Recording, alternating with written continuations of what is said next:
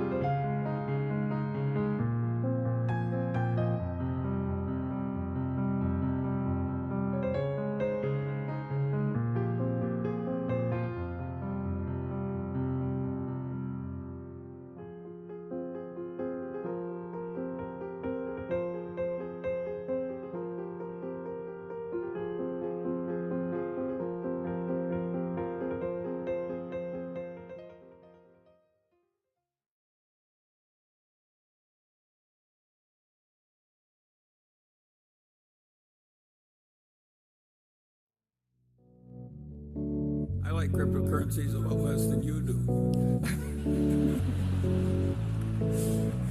And so, to me, it's just dementia.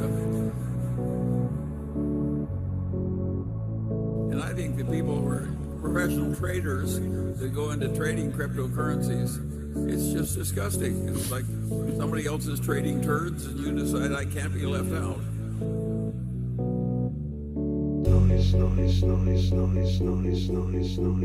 Shut the noise up. Give me music, music, music, music, music, music. The late doctor, he's growing on ya. His lines are insane, he's your crack and dopamine dealer. The late doctor, the crypto doctor. He's got what you need, he's your vitamins and painkiller. The late doctor, he's growing on ya. His lines are insane, he's your crack and dopamine dealer. The late doctor, the crypto doctor. He's got what you need, he's your vitamins and painkiller.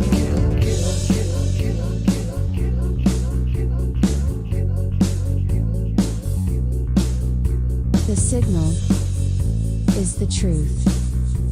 The noise is what distracts us from the truth. The late doctor, he's growing on ya. His lines are insane, he's your crack and dopamine dealer. The late doctor, the crypto doctor. He's got what you need, he's your vitamins and painkiller. The late doctor, he's growing on ya. His lines are insane, he's your crack and dopamine dealer. The late doctor, the crypto doctor. He's got what you need, he's your vitamins and painkiller.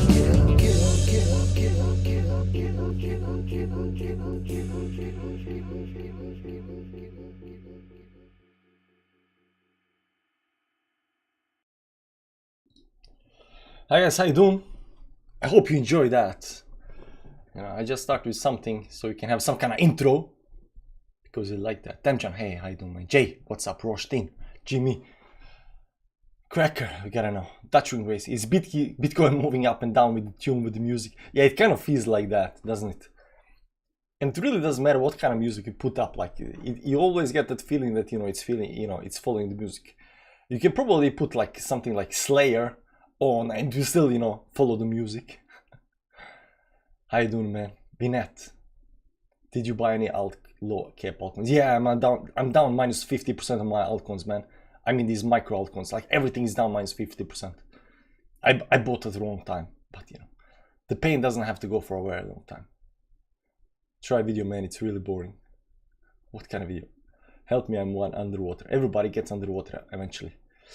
Eventually. Good afternoon, legends. Vana Lesva. How you doing, man? Enjoy the intro, Viking. Yeah, the intro was nice. It was, it was like, maybe 5 years ago when I started doing TA and I really understood the power of the moving averages, right? And I did a replay and, once I saw that, how price moves above and below moving averages and using moving averages as support and resistance line, that you really understand that the power of the moving averages. I try always tell them, play the moving averages on replay and just feel the chart, how it's moving, how it's going, and you'll understand why moving averages are so important, historically, resistance and support levels. Guys, we got a falling wedge down here. I drew this a little bit earlier today. Just move moving averages up here for a second. What you're gonna see here, we have some kind of falling wedge up here. There is nice, bottom support up here above. We failed, breakout failure up here. We went inside this trend line, retest, breakout failure, retest, try to break out here again. Went down to the support. This is support line, very nice support. So right now this move down here is highly likely, the way I see it. And I wanna, we have almost 2K to deploy, so I'm thinking there might be some kind of a move up here that's gonna fail towards the upside. Actually, up here was actually the best shorting positions, but you know, maybe we can find some kind of altcoins that have this move, you know, a little bit up here towards. Wow, look at this 5-minute time frame, man. This looks bad. So maybe we're gonna have some kind of move up here, back up, you know, up here, to the up here, fail that, and then go towards the downside. So if we're gonna look at some kind of altcoins, hopefully this doesn't break down. Maybe it's gonna hold these levels down here. Has a nice move up here, and we're gonna find something to short, guys, because if you look at this over chart up here, this doesn't look likely that it's gonna break towards the upside right now. It had a breakout failure. It had a breakout failure retest. And if you've been watching today's Bitcoin Daily, I've talked about this before, but you know, these curvature movements up here, this curvature move. So when price, you know, goes into some kind of impulsive move down, panic move towards downside, and tries to, you know, do a V-shaped recovery and start going to this right side move, that's kind of weakness. That shows weakness, right? But there is hope, guys. There is hope. There is hope in these kind of moves, and I'm going to show you what actually needs to happen in these kind of moves. So look here, down here, we had Corona dump, big dump up here, and we curved to the right, right? But if you do manage to break the highs up here and continue after the, you know, curvature move, because this shows weakness, this can actually be very, very good. This shows recovery, right? This shows recovery. Then went into consolidation up here and continued towards upside. There was a resistance line right above us. But just because we have, you know, weakness in the price does not mean that, you know, it needs to drop down. That's what I'm saying. But it is weakness in the price. And even this move towards upside need to climb up. But this was a black swan, man. This was a little bit different. But any kind of, you know, curvature, right side curvature after impulsive move towards downside is weakness in price. And it needs to, you know, once this you know, curvature is done up here at the top, once the curvature is done up here at the top, it needs to break these levels towards the upside to be bullish. Unfortunately, we're not seeing that on Bitcoin right now, on the small time frames. Unfortunately. So you see up here, we had a curvature up here, but we are failing to break the resistance up here right now. We pull back. And down here, we had some kind of curvature on the small time frames. You can say that this entire move up here was a curvature,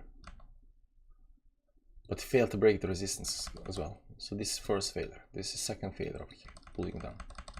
Still pushing down, so maybe we're gonna, you know, get going and try to find some kind of altcoins. I was actually looking at Cardano over here, but you know, I don't know where Cardano is right now. It's down 2% up here. Let's go small time frames. Yeah, so it was trying to push up here. It's still, you know, doing this move up here. So we can analyze Cardano, because if you look at Cardano, you know, you can short anything. I mean, there's, you know, a bunch of coins. Some are better, some are less better. What I see on Cardano up here is that this trend over here got broken. Maybe it's like something like this up here, give or take. I think something like this over here. And this trend over here is got broken. Maybe we're gonna use different kind of lines. Different kind of lines. See up here, sorry about that. The trend kind of got broken. So we gotta assume the trend is broken. The trend is broken up here, especially this last part. Try to get up here, fail that, somewhere up here. The resistance line is not important. Can we do the move up here towards upside? I mean, we did it once, we fell out, we did up the move, we came up to the resistance, we failed, we came down, we retested, we fell down. So what we should be retesting right now, or maybe we already did retest, is this line up here, right? So the closer we can get to this line up here, the better our options are for shorting, because this right now is, you know, 1.69% move towards upside. So we're gonna zoom in really hard up here and hope we get a pullback up here towards the line, because that will give us nice entry levels. Because these entry levels up here, you know, they're only 1% up. We're only losing 1%, and we need something like 0.5% to deploy full account. So there is that. Why am I not using Cam lately? I remove a little bit, you know, presentation anxiety from me, you know, and these trading streams, you know, they tend to, you know, go for a long time. So it's a lot easier for me, you know, sitting behind, you know, the camera without actually having the camera on, and, you know, doing these things, because, you know, like I said last time, I can pick my nose in peace, you know, I can fart I cannot actually fart because that's mic, but you know, I don't have to present myself in the best possible manner. It has a little bit to do by, you know, with being relaxed when trading and stuff like that, right? And I noticed that when I have the camera on, that you know, it does help with the trading. It does help with trading. But you know, we still have, you know, the camera on when we are doing the Bitcoin daily, when we are doing the videos on YouTube and stuff like that, right? But when you're trading, you know, these kind of streams, it's nice to be a little bit relaxed. Getting pushed down big time up here. This failure up here. We can also do short up here, right? But you know, 0.5. So we're gonna see how much this move can actually come up. Bitcoin had a waterfall down here, so maybe it wants to pull back a little bit. Cardano is pulling back a little bit. This 5-minute time frame, so you know, there's that. But you know, we're gonna short. We're gonna assume that it's not gonna go higher than this up here, especially because these wicks up here. Let's look at the volume up here. They came some kind of volume, tried to break towards the upside 2 times, failed that. We can analyze also small time frames to see if this is gonna break down. So we're gonna just use these kind of lines up here, maybe something like up there. The closer up here we get, the better. Right now we got something like 0.17 move up. Gala is dumped really hard. So other coins. Let's 10x the like button. Yeah, 10x the like button, guys. Feel maybe. Now we're not gonna. I'm already kind of decided on Cardano because Cardano is already broken down. It already bleeds down. It's easy to see, you know, how much, you know, room up we have and stuff like that, right? 5-minute time frame. Let's put, you know, the important moving. If it's on, if it's in downtrend, it's not gonna break the moving averages towards the upside. You know, this is 1-minute time frame. This 5-minute time frame, 10-minute time frame up here. 15-minute time frame. We got a 200 moving average up here, but you know, that's a big moving average. 30-minute time frame is all the way up here at these tops. 1 hourly, we got a 20 moving average up here that we are getting rejected by right now, and we got a 4 hourly up here that we actually did retest up here at the top. So these are scary. These up here are scary. Are we gonna go up there again? Because you can do this move and then, you know, pump towards the upside. So a little bit scary, a little bit scary. There's a bunch of, you know, small time frame resistance up here, but if it breaks this resistance up here, it might go into these upper lines up here. This 1 hourly 50 moving average important as well. So we're just putting, you know, important resistance line up here on small time frames to see how far up we can actually get. How far up we can actually get. This close below 20 over here. Did a retest. So technically we can just short it right now, but you know, that's 0.5. That means you cannot get back above these, you know, short-term moving averages. And Bitcoin is on the dump train right now. Did it start? That's the big question up here. Let's look at a 4 hourly. Yeah, 4 hourly got a retest already, so it might go a little bit down longer. I think we can already right now start looking at some kind of short up here. So it's already done. Like up here is the best short, but you know, it's in the ballpark area, right? 5% is above the moving averages. Everything looks nice. It did break the trend over here. Some kind of trend. This big trend up here we broke on the secondary trend up here.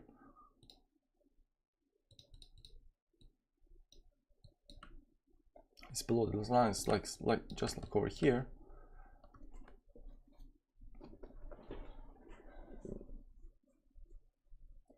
On daily time frame, there is ash round. There is not just one resistance level on a chart. There is a whole bunch of resistance level on any chart. The trick is to figuring out which resistance level are important and which resistance level are less important. But there is no such thing as just one resistance. There is a whole bunch of resistances on any chart, and price needs to go above.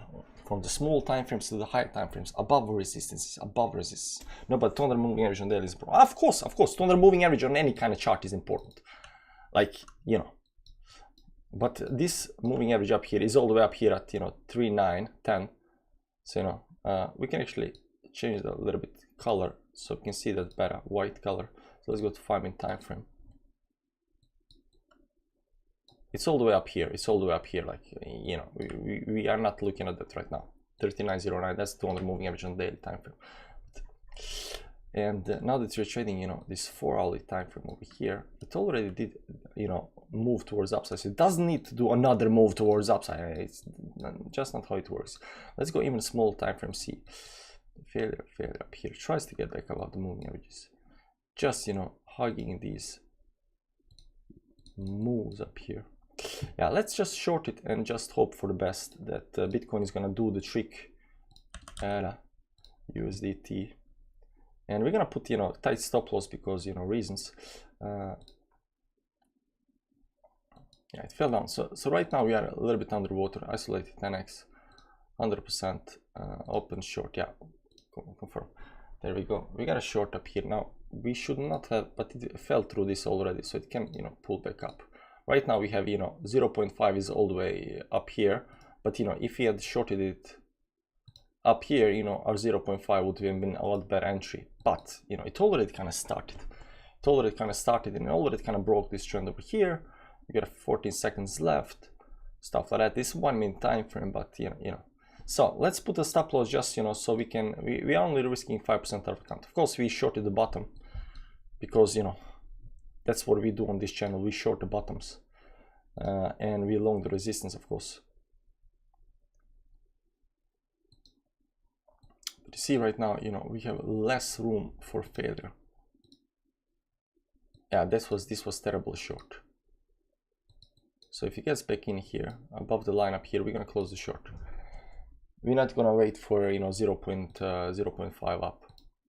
So we close up here, 0.5 is all the way up there. We're not gonna wait for 0.5. If it comes back inside here, it's already kind of game over. It might push back up, but you see it's getting rejected by these first moving averages. Small time frames, but you know, there's that. And Bitcoin, you know, pulling right now back down here. This is also small time frames. You have this big dump down here. Let's look at the volume somewhere else. Yeah, there was big volume up here right now pushing out. This might pull back. This is the problem. This might pull back. It's coming to these bottoms down here. We short at the wrong time, I think. But you know, we FOMO'd in. That's life. Sometimes you FOMO into life. You know, when life looks good, you FOMO in, and then, you know, life turns around. Can share the labs group. I'm seeing 5x in the coming days. Yeah, maybe later. Not right now. So there is that.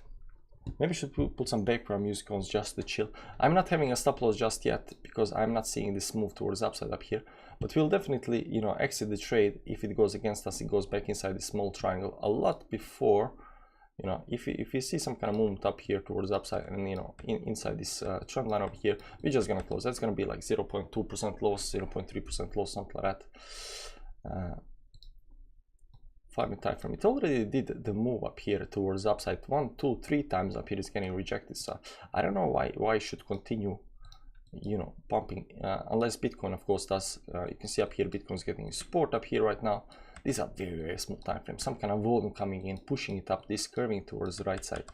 So once it's done curving up here, if we don't see any breakout failure, this might go up. Cardano might go up, we might lose, so forth, so forth. You can see down here, we're getting green candles and stuff like that. It doesn't matter, doesn't matter. We just need to make sure we don't lose, you know, 50% of our accounts. You know, we just need to make sure that, you know, this doesn't pump, you know, 20% in 2 seconds or something like that, and, you know, get us wrecked. That's the only thing, right? Besides that, I think we're gonna be fine. We're gonna be fine. So right now it's just waiting time. It's just waiting time. How much is this up here? 3-4%. Nah, we can let it go to 5%. We can risk 5% of our account. Why not? Eventually we'll enter the short. It will be good. We'll make money. 5K will come the next. Let's see. Where are my moving averages? I don't know why it removes my moving averages up here. Do I have, how do I do this over here?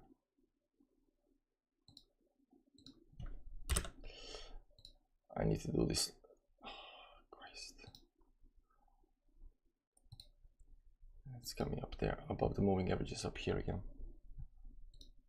The problem is that Bitcoin is doing this, you know, curvature move up here. So we already done like 2%, something like that.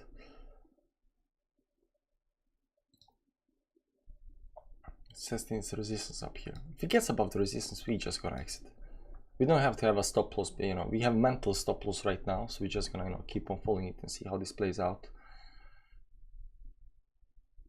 I think 25 will come, then 10k. Why do you think 25 will come? What's the reasoning between, you know, on the 25? There we go. Bitcoin doing the move. Yeah, let's get out. It was a bad trade. Can we limit exit? 100% confirm. Let's try to limit exit. There is no limit exit. Limit exit is down there. You're gonna lose 2.5%. I don't want to mark it close down a little bit, just a little bit. Just 50.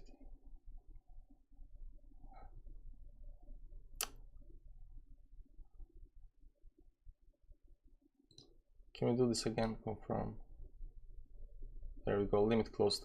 We lost a bunch of money on this trade up here. Right. 77 bucks. 77 bucks lost, doesn't matter. Because Bitcoin pulled back now. It was bad entry. It was bad. So it's good to get out, you know, if you kind of don't feel it. So there is that. Some will come. There's a dirty great liquidity gap on Bitcoin. Dirty great liquidity gap on Bitcoin. So we're gonna see how this plays out. You know, my theory was kind of right up here. You know, this bottom down here might bounce off the bottom. So we're looking for the bounce. We're still looking for Cardano. We're still looking for the bounce. We're still looking for the bounce. And you know, if this, you know, right now goes into these moving averages, it could go another move towards upside up here a little bit. Some kind of retest again.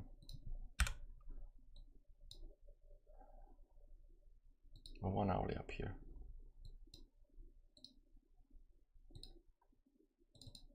It's pushing back a little bit more. I'm gonna look at 5-second charts because reasons.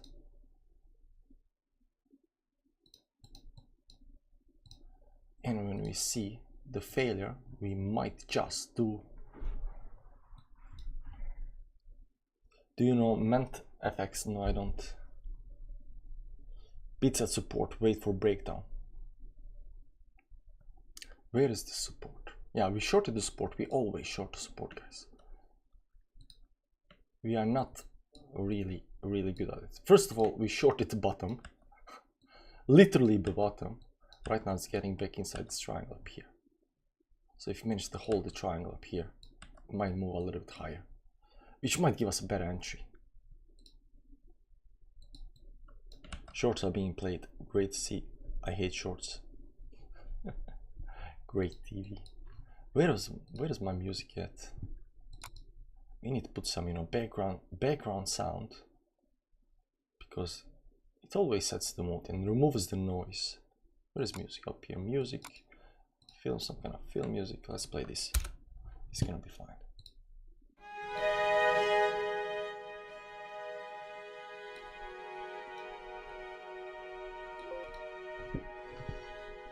Moving average. Where is the resistance up here? Do you see the resistance, guys? I don't.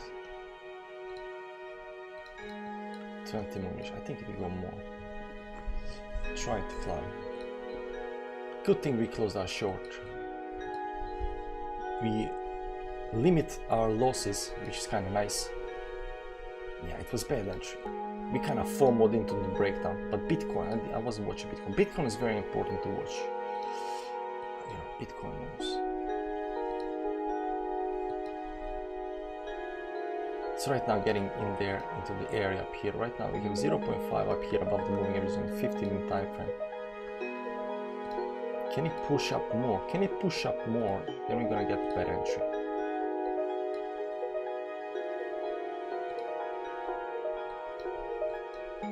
Can it push up more? I can't hear you. Why can't you hear me?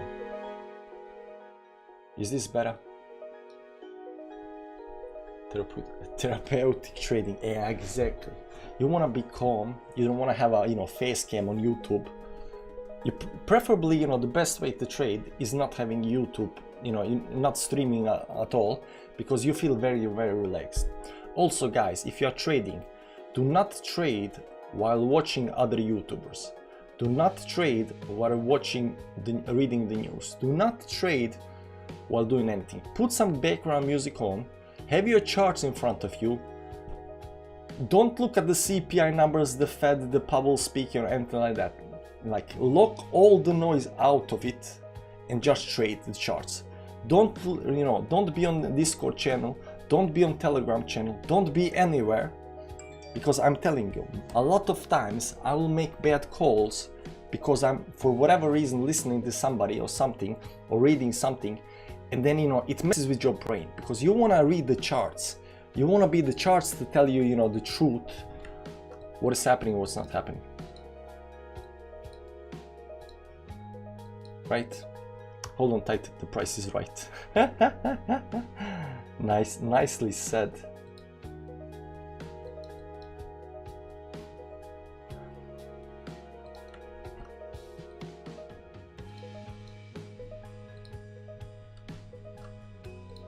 Too many lines on the chart. I know. I see it as well.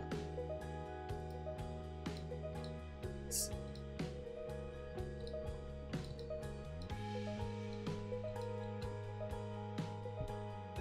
$10 minutes, 5 minutes,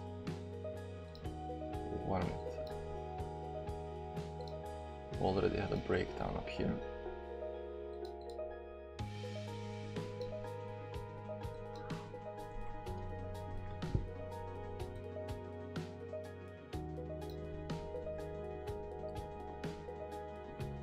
VNet, I wanna hear about Labs. If it's on trading view, then it's on Labs Group. Is this the one? Labs Group coin. The volume is up. So this went down. Oh, this doesn't look that, you know, that good though. It went up 172%, pulled back down. And right now, I mean, it is in trading range. I don't know. This looks like, you know, it had this, you know, big move up here towards upside, held the support, going to the resistance. There is definitely resistance up here somewhere, right? Something like this over here, give or take. This maybe it's something like this. Maybe it's already above that. I would say maybe it's already above that, but you know, 200 moving average is very important. So, you know, just use 200 moving average up here. It's actually broke. 2-day time frame. It looks like it, you know, after this big move towards upside, I had this, you know, nice pullback right now, trying to climb up here. It needs to stay above this moving average. This is on 2-day time frame. And you know, we got a major resistance here on 20 moving average over here. So, I don't know. It has this, you know, volatile moves, and you can see up here it's coming up to the resistance over here and, you know, consolidating up here. So there is definitely, on a small time frame up here right now, there is some kind of trend over here. Maybe something like, you know, some kind of channel. So if it breaks down, it breaks down. If it breaks up, it's gonna explode. If it breaks down, you know, expect more pullback, something like that. And you see, while we are waiting, this went down. Rejected. We can short it again at the bottom, of course. Are we gonna short it again on the bottom? Nah, we're gonna wait for another pullback. Got rejected up here.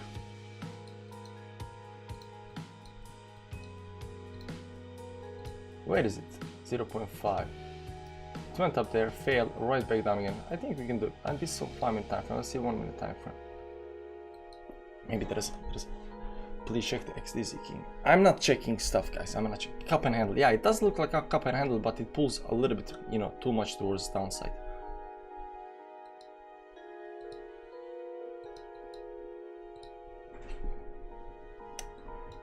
So it went down out of here, tried to go up, failed that, right below the support line. So are we gonna short the bottom again? I'm about to long. Recommended, the fight is on. You long, I short. And then we see who wins.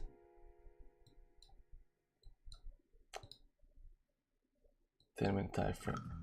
Do we have any divergence on 10-minute time frame? Needs to fall a little bit more towards downside to be divergence. 15-minute.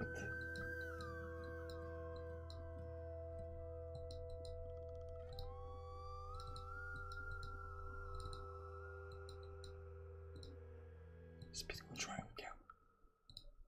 Is Bitcoin trying again?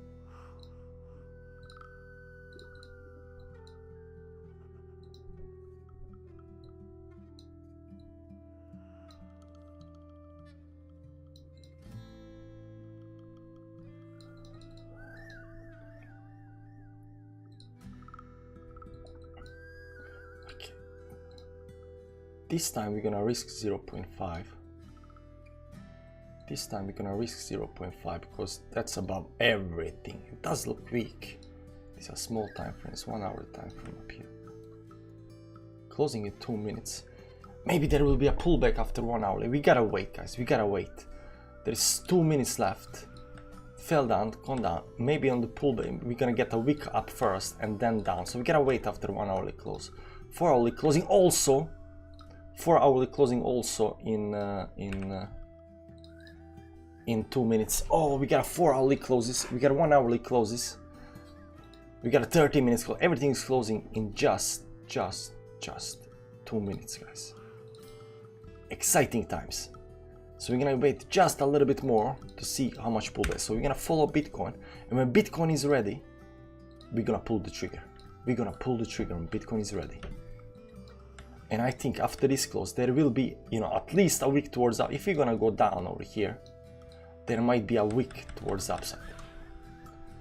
Looks so toppy. Why not short Matic? Matic is a beast. I explained this yesterday. Bitcoin pulls down, Matic pulls down. But when Bitcoin has a little bit retrace, Matic explodes. So it's not good for shorting. Matic is good for longing. Like Matic is very good for longing, but it's not really good for shorting.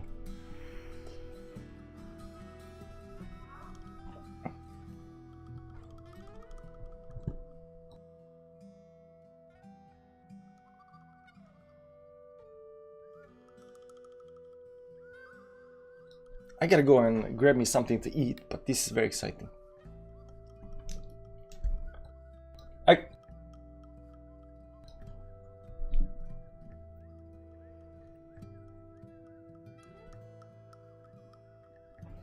The reason why you long the bottom is because it gives you a safer stop loss. Yeah, of course. You always want to try to long the bottoms and, you know, short the tops, but you know, sometimes you don't get the tops. Sometimes you're down here and, you know, you short these things over here, but 1 minute left. Getting exciting right now. I think after this 1 minute we might get a pullback towards upside over here, which is gonna be very nice, because we had just 2 hours of red candles, so people are a little bit, oh no, it's going down to 0, and then it pulls back, no, we're going up, and then pull down. Yeah, maybe. We already analyzed this. We already know what's happening. We just need to get in.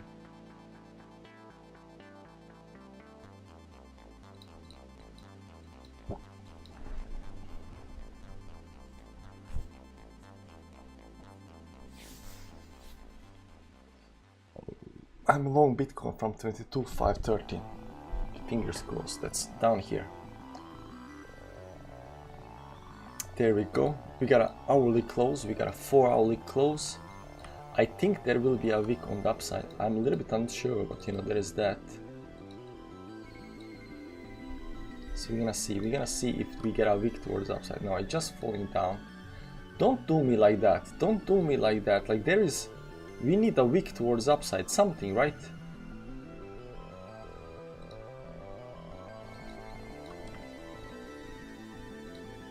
Come on, don't be like that. Let's see 5-second time frame. Do you have any kind of...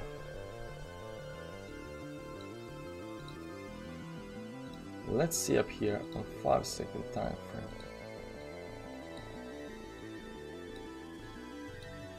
Yeah, there we go. Come on, get above the line, get above the line. We need a pullback, right? This 5-second time frame up here. So we went down here, failed. And let's see if we can do the move towards the upside up here.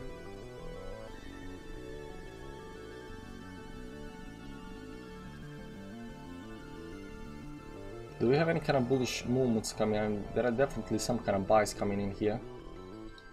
There we go. No, what kind of rejection was that? Was that the best we could do? 1 hourly. Seriously? This isn't very, you know, optimistic move. Can we please get a move up? No moves up.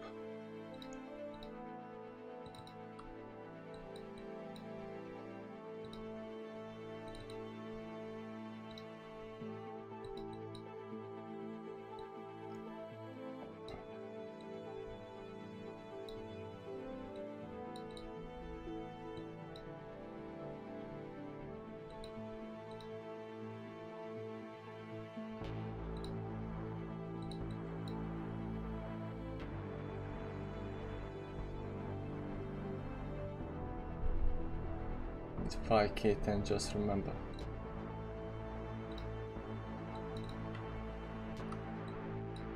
It is at resistance up here. Bitcoin does look weak. We have divergence up here, so I think it's gonna go up.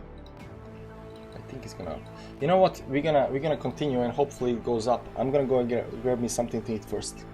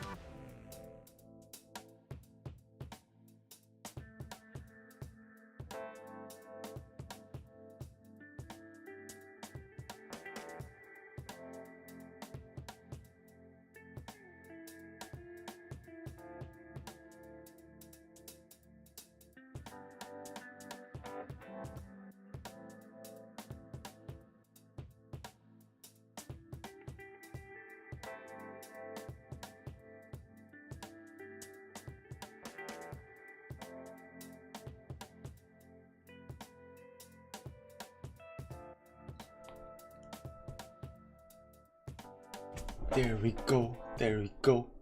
I got me some food, it's good. Life's good when you eat food.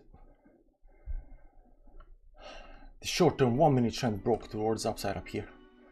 Good thing we waited. ARA pulling back up here again. Very nice. Imagine that, guys. We are analyzing Bitcoin to find entry on an altcoin. What kind of crazy world are we living in?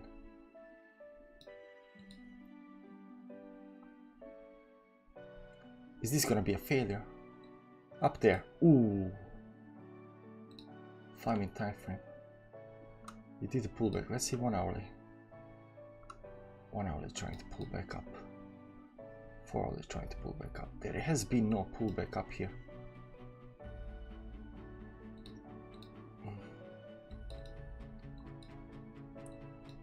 Pulsing Alfie on 5 minutes above 10 moving average. Trying to hold that. 25 seconds left. Can it do it? We are under resistance right now. Not favorable. We are always under some resistance. Depends what kind of resistance we are below and what kind of time frame. What I can't level out. It's 2k. It's still 2k. It's always 2k. It's just not moving. One failure, second failure up here. There we go. We got a 5 minute close. Bitcoin closed above 10 moving average. I think it's gonna go. I think it's gonna go. We are getting our pullback, guys. We are getting the pullback. Maybe. So tight. So tight. One failure, second failure, third. It needs to get above the 50 MA. It fails. But it would just be a week.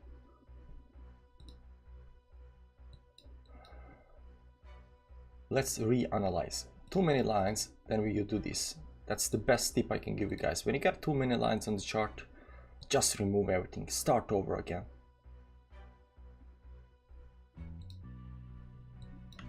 One hourly did pull back inside these moving averages. The 4 hourly just sitting up here waiting.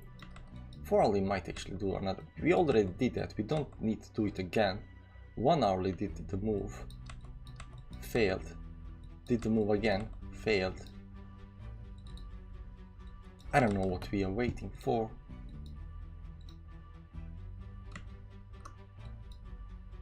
Bitcoin looks weak. It already did the move up there.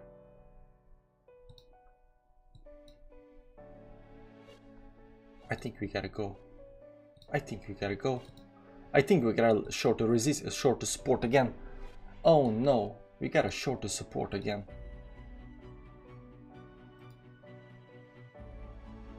We gotta short to support. Longing, I'm not longing. I'm shorting the support.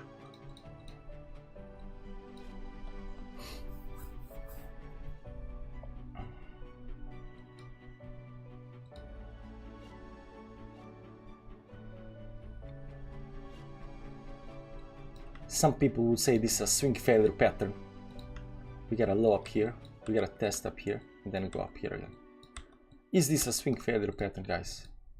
I've been reading on the swing failure patterns, trying to figure out what is a goddamn swing failure pattern. And the best explanation is when you get some kind of resistance up here, and you try to make a lower low, and you fail that, that's a swing failure pattern. A swing failure pattern pulls back up. Bitcoin doesn't have a swing failure pattern. Bitcoin is pushing below that.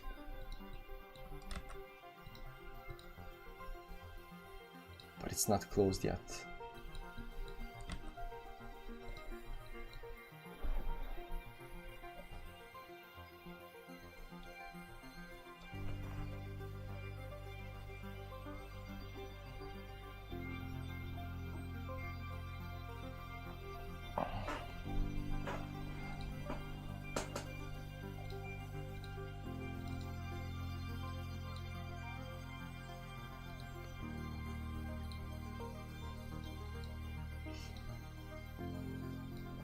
It's a 1 minute time frame. We're gonna buy the moving averages.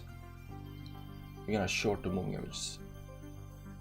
Doesn't matter what kind of pull down you have. You have these moves. You have the moves back inside the moving averages. Back inside the moving averages. Back inside the moving averages. Doesn't matter what kind of move it is. Even moves up, moves back into the moving averages. 50 moving average on 1 minute time frame. Very consistent. Right now we're a little bit extended, so some kind of moving averages touch we need to have, but it is breaking down slowly.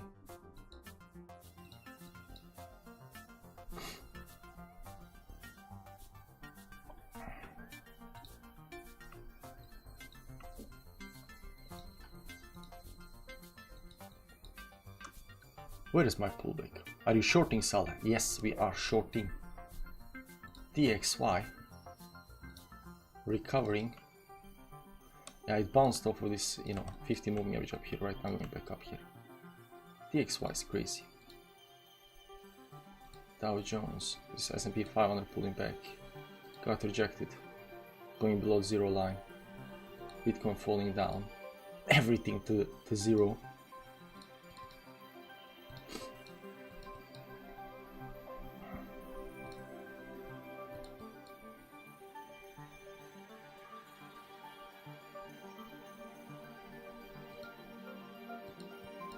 The moves, we cannot short this.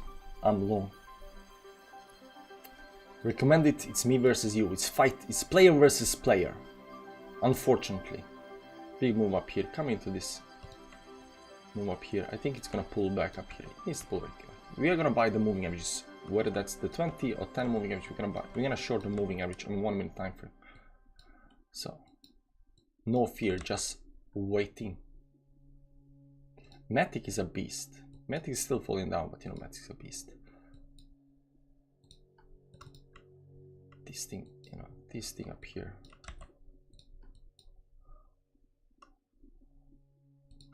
And I'm gonna be fine if I miss the entry, but I wanna get entry on my terms. I don't care.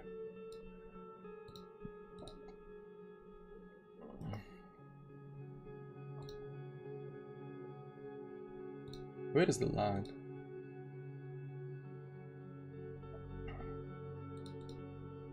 There we go. Maybe pullback, getting a pullback. Any thoughts about room? Not so much. Not so much. And nothing yet. Bitcoin might want to pull back up here a little bit. It's been going down for a little while up here. You can check it out on 5-minute second time frame up here. See up here. It broke this. It broke out of that. Now these are very microscopic moves, but it's kind of slowly turning around. Slowly turning around. So I think it wants to do the move up here a little bit. Pull back. 5 second time frames, guys. Only professionals like we do the 5-second time frame. What kind of dump was that? What kind of dump was that?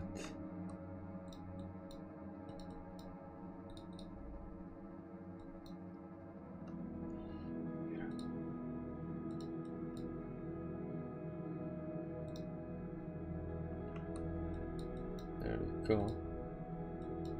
Yeah, see, we like these volume candles up here on the move. Was that it? Let's go to 1 minute time frame up here.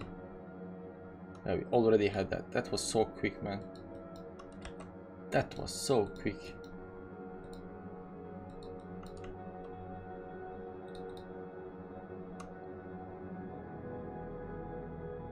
I'm about to short long too. Wait to turn around and go long. But the turnaround might come at 21k. So, so I don't know if I wanna wait for that.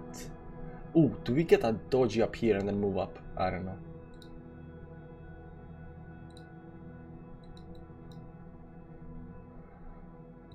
But the trends are being broken.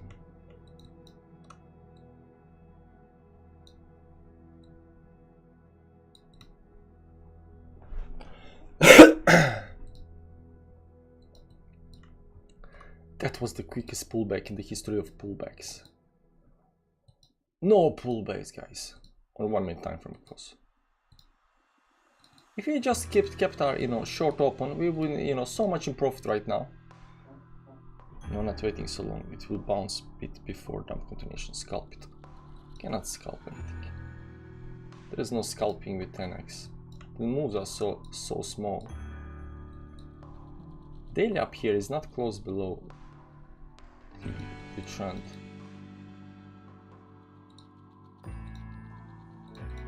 The trend is still intact up here.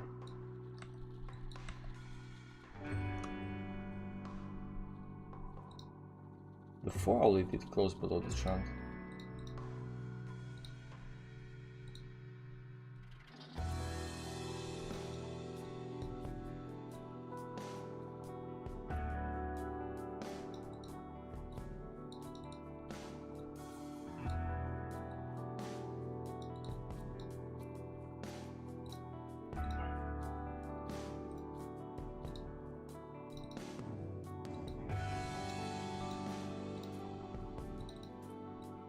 Can this really just, bleed down forever? I don't know. I think that it needs to be a pullback. But, that's me. And Bitcoin has no pullbacks. Bitcoin is bleeding. But it's doing this, things over here. If you're looking up here, this actually doesn't look good for Bitcoin up here. Right now, breaking the trend up here. So maybe pullback down here. If this was some kind of option over here, right? This was stupidly, bullish option, right? So maybe no pullbacks. No pullbacks. Just one pullback to the 20 moving average on 1 minute time frame. Like how much can we? We are not asking for that much. Positive note. I'm at 2K shorting GU4X. Nice, very nice. I don't know what GU4X is, but nice.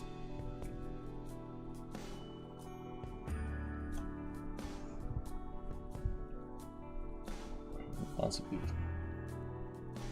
BTC wants to go down. Yeah, but we are getting a little bit, volume up here on these moves. See volume, so bounce, a little bit bounce will be nice.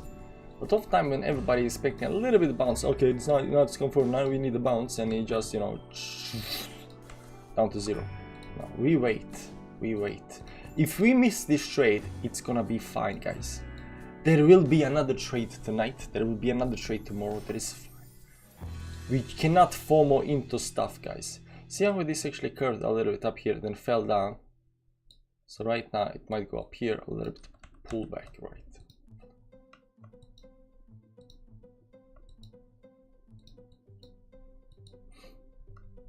Potential double bottom on the hourly.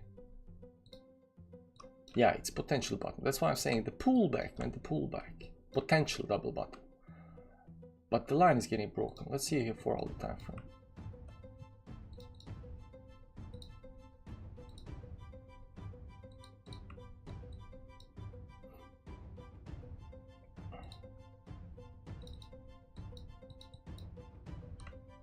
The volume is increasing up here.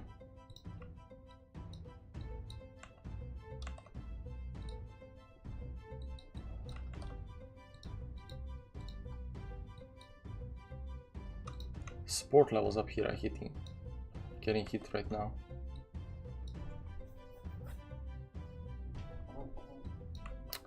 Imagine the short, 7% up.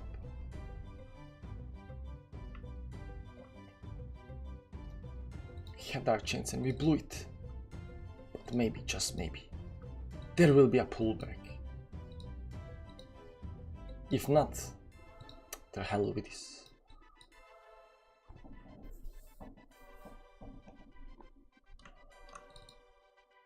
There is divergence on the 5-minute time frame, so maybe some kind of pullback. We're gonna see.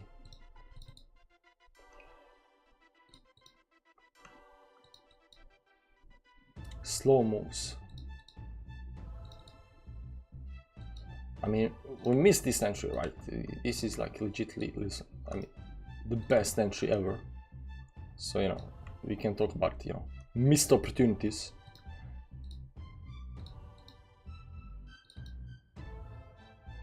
Right now that entry is, 1.29% up. But second best entry was down here. And we had that and we didn't do it.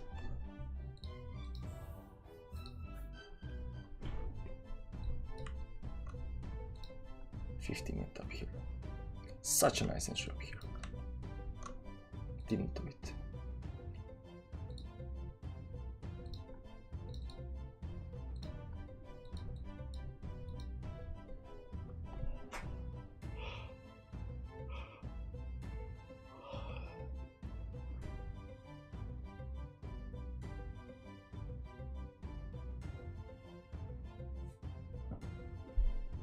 Come on, we gotta make lots of bucks. Yeah, a lot of bucks.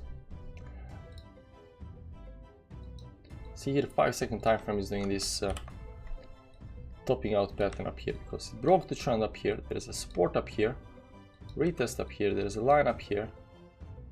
It goes something like this and then breaks on the other side. Even 5-second time frames, guys, can give you indications of whether you're gonna get a pullback or not. There we go. Maybe it's trying, it's doing its best. What time it's at your side? 5:30.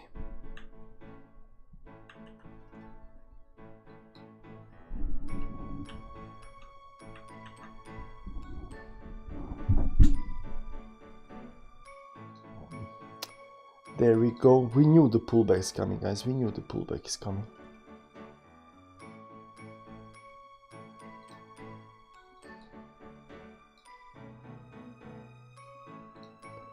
What is the correct level up here? Oh, this looks sweet. Oh, mama, this looks sweet.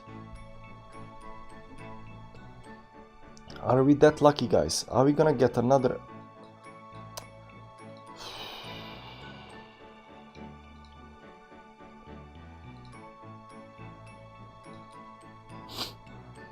Are we that lucky? Are we gonna get another chance? No, you did not do that. You did not do that. This is gonna be the most painful, you know, painful trading live stream ever. The alts are bleeding like crazy though. Do you know why this is gonna be the most painful live stream ever? Because we are not in. I mean, if you are in here and you are, you know, losing money, I mean, at least you are into something, right? This looks like it's just, you know, going into a bleed. Look at that movement. We are losing so much money right now. We are losing so much money. There is nothing else. There is nothing else. The worst kind of entry.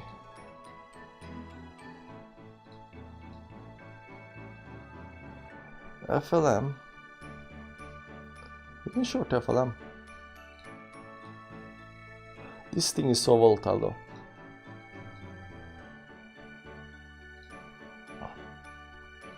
But the moves are quite big, like 10-12% up here.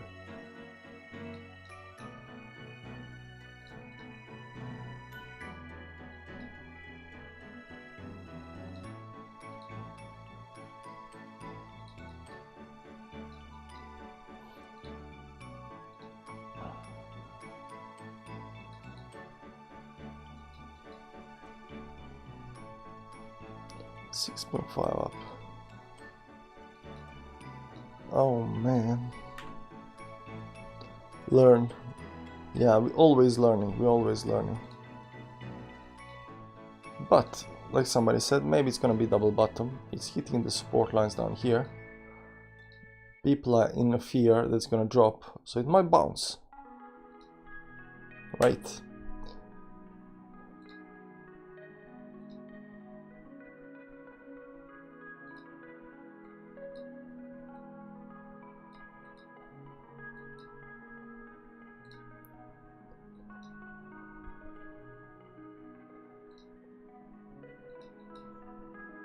Not even the 5-second time frame is playing out.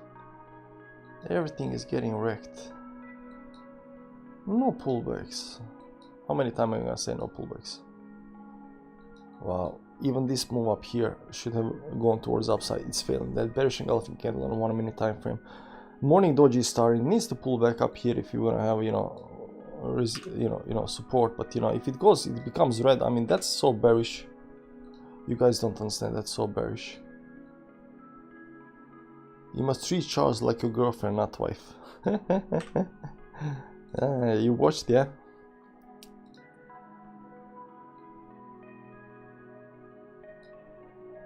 That's a nice line. Where is the secondary line? Ooh! Oh, maybe we're at support. Oh, please hold, for the love of God. Please hold the support, man. Hodl the support. Hodl the support. Bounce, bounce. Let's see up here. Extended on 1 minute. Yeah, bounce. It's gonna bounce. It's gonna bounce. It looks like it wants to bounce. I think it needs to bounce. What kind of upward, you know, move do we look at? Just 0.6 or something like that. No bounce. Why is it not bouncing, guys? It needs to bounce.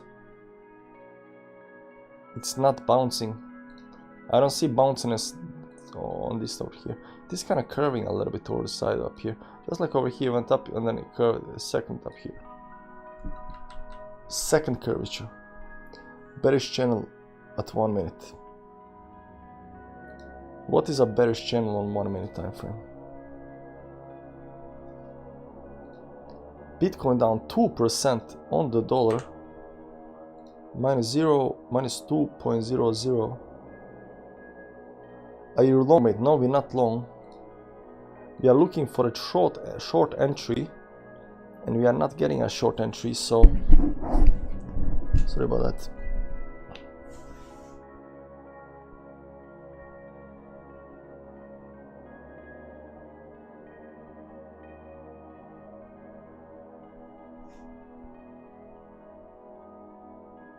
When is the CPI numbers coming out? As oh, February 14th, so we got time.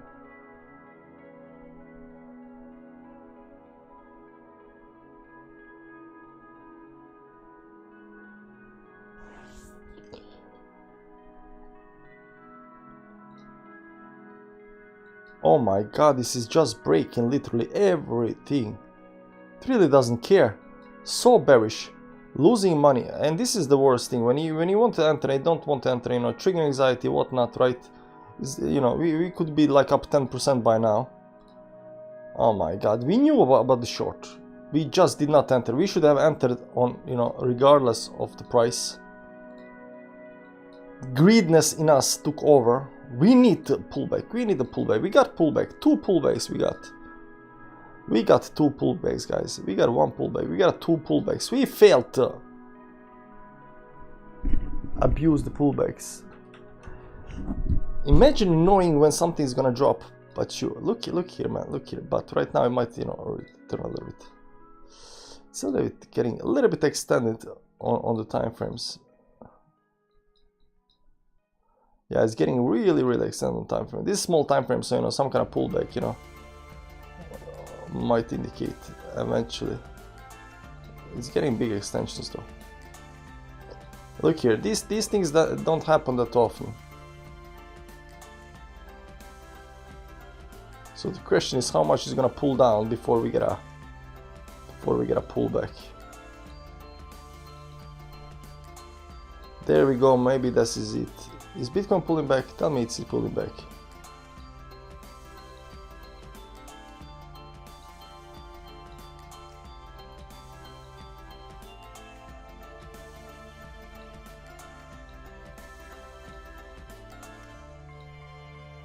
Yeah, maybe. There was a nice volume candle down here, bullish engulfing candle up to 20 moving average.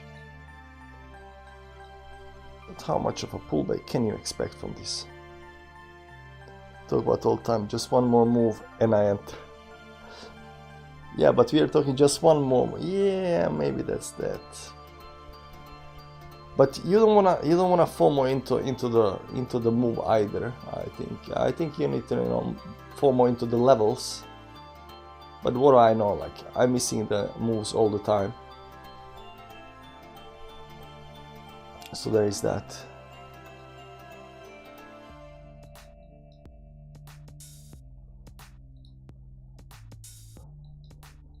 Literally no pullbacks. This is just bleeding. We got a bullish engulfing candle on 1 minute time frame. Let's see if we can do anything about it. Is this the big pullback? The line up here? Come on.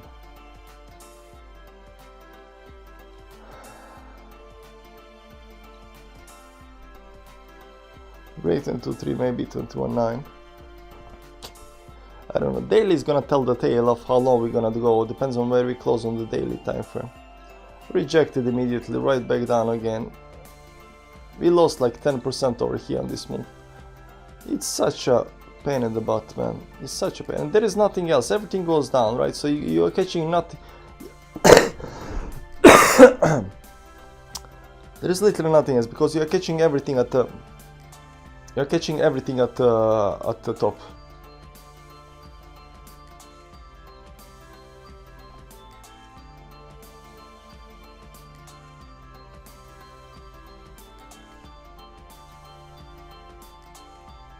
This thing over here, I don't know what this is, but you know, it's been ranging up here. Right now it's some kind of top up there. Sitting this resistance up here, failed to break the resistance. Broke up down here. This is a retest up here. This is a very volatile thing, but you know, it's I would like, if this comes up here, you know, above these moving averages again or something like that, right? You're gonna put the line up here and say, you know, on this line up here, you're gonna add, you know, tell me if you do that, if you do the move towards upside, we're gonna consider, you know, shorting this thing over here. It's up 7% right now, but there's that. Come on, there we go, pullback. Analysis paralysis, my problem constantly. Maybe you should try trading with very small amounts like I do. I've never had any trading anxiety. No, I'm pretty sure, you know, we got a risk management tool and everything, you know. This works very nicely if you're only, you know, losing 1% of your account. There is literally the smaller amount you are of your account you're using on a trade, the less trigger anxiety you have. Like, trigger anxiety is directly correlated with the amount of money you are using. So if you're using 100% of your account, your trigger anxiety should be at the top, and you're using, you know, 1% of your account, you know, there should be 0%, technically, you know, close to 0% trigger anxiety whatsoever, right? Because the losses are not gonna be big, right? That said, money can't be made by using 1% of your account. I mean, if you got millions and millions and then you use 1% of account, sure. But you know, if you're having $100 and you're using 1% of your account to trade, you're not gonna get rich, man. Just not gonna happen. So, we wanna get $1 million, we wanna get rich, we need to do risk, you know, within certain boundaries. We're not just gambling either. So,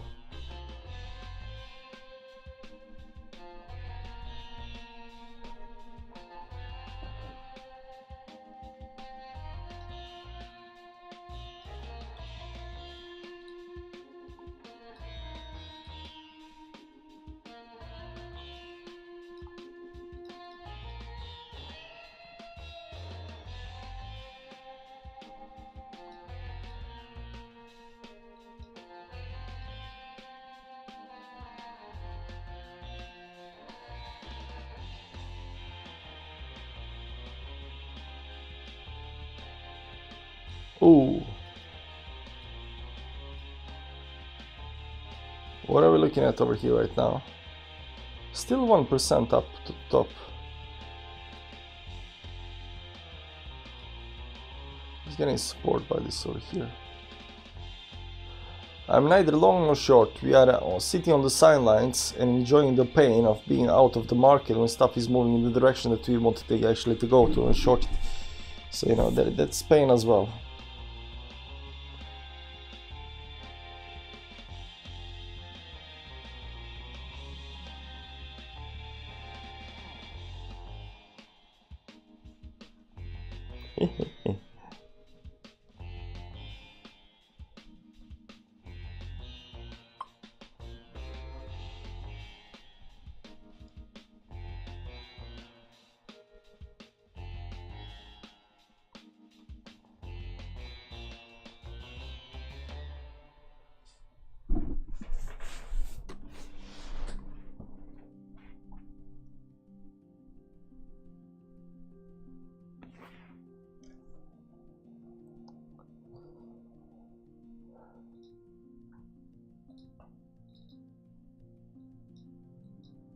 Milan just longed erect city.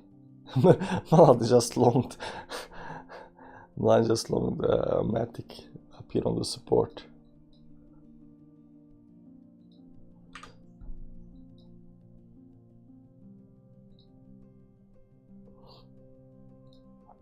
Is the pullback in full effect, guys? Is the pullback in full effect?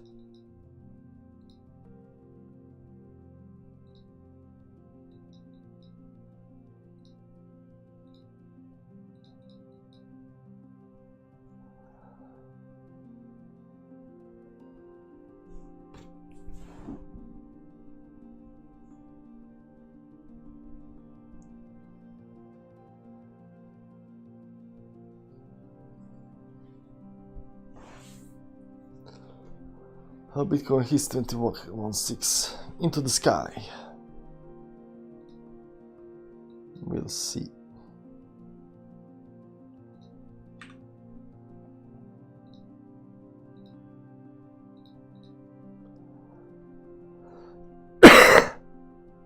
Yeah, I did hold this. See here, we closed 5 minutes above up here, so I did hold this support level up here.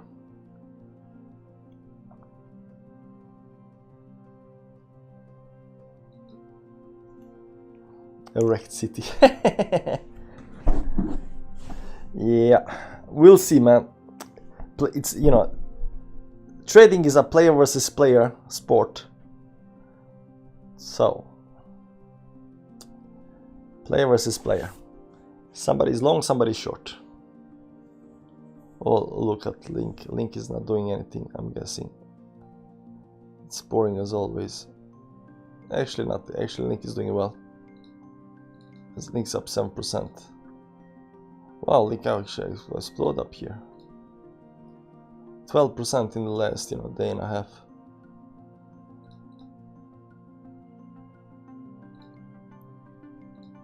Can we short Link?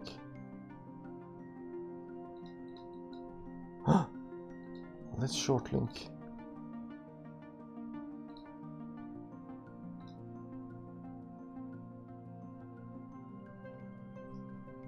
Let's short Link, guys.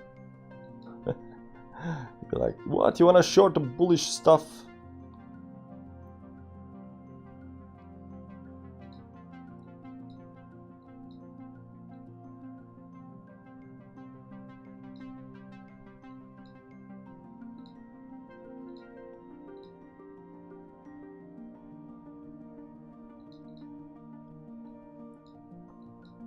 It's at the top of the channel.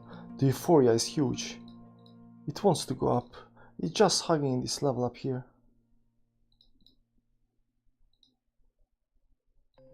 One try, two tries. Failed, failed.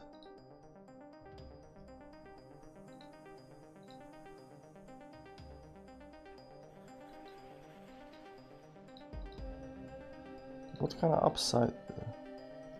1%.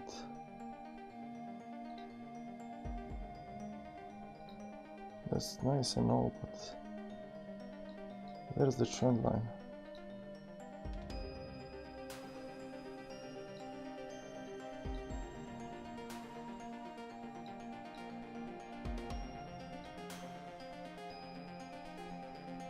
Is Link shortable, guys?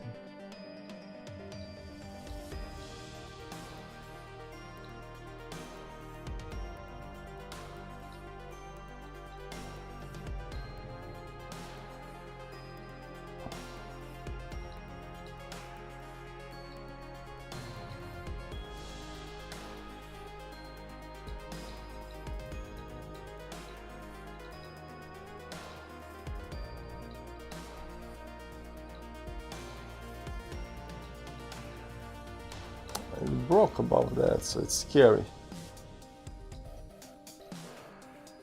It looks like consolidating up here. Double top up here. Bearish engulfing candle on the 1 hourly. 4 hourly, no candles left.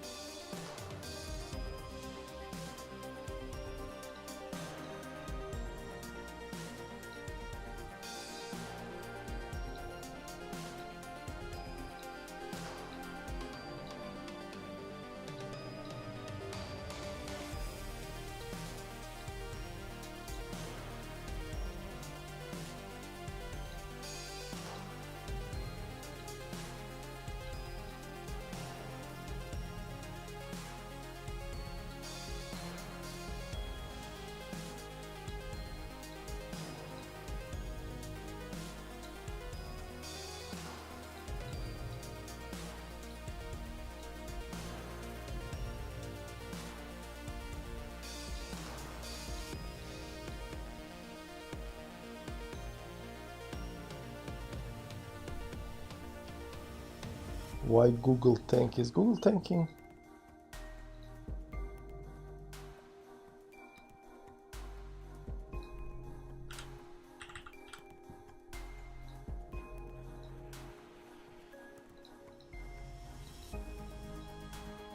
Yeah, lol. And they say crypto is bad. Oh no, Bitcoin is down like 10%. This thing over here is down 5%. Bitcoin is down 2% on the day. Google is down 5%. What's worse?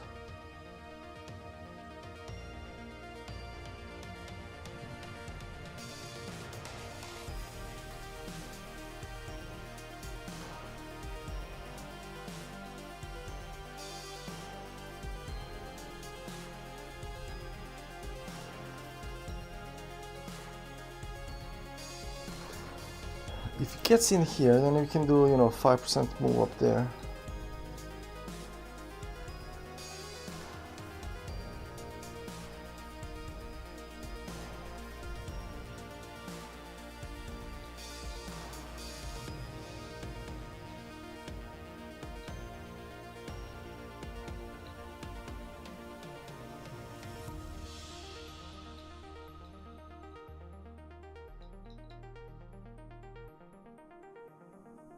I can shortling because if it goes up here, how much upside up here is it? 0.36.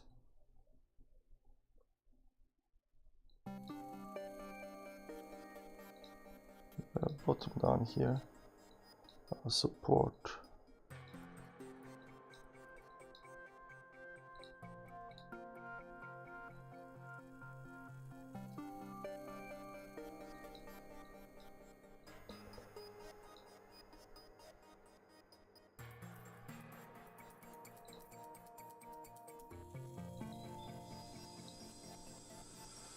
There has been no pullback. This still bleeds down.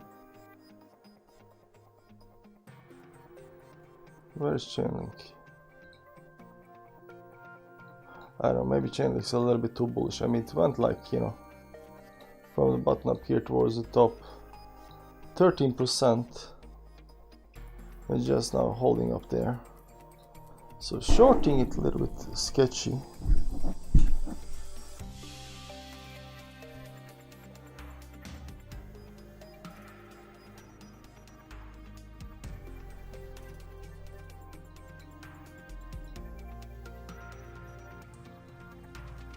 It's a failure to break the resistance.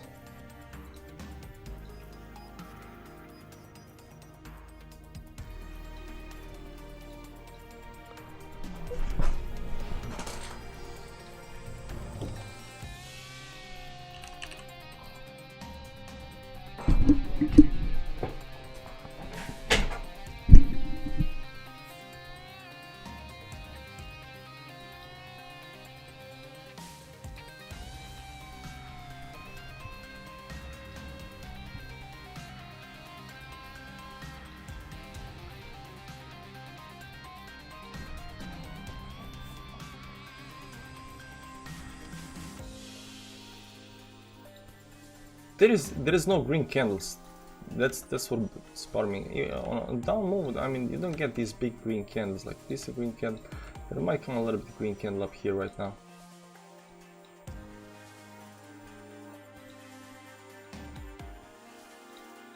What kind of resistance level are we talking about? 0.5. But where is it? Max 0.73.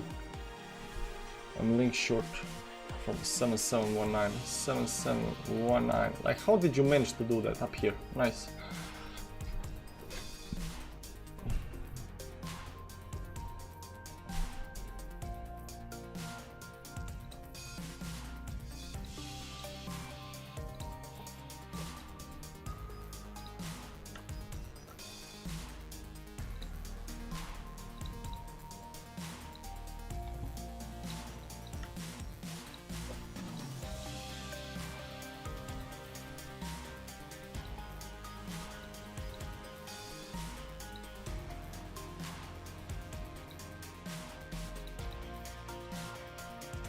Early closing 3 hours, so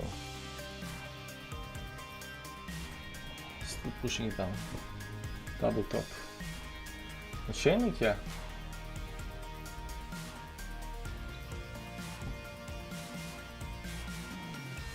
There was literally no, even up here, like when we went.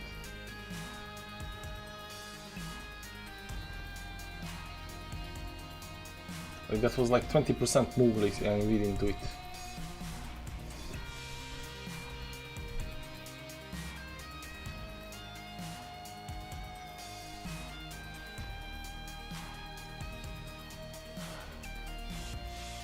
Phantom is down another 8%. This thing is dropping so much. I mean, the moves are not that big, but like, you know, it's up like 200%, right? 240%. So this drop is only 27%. But so you understand why you know, longing stuff is a lot more profitable than shorting stuff, right? But it just keeps on dumping.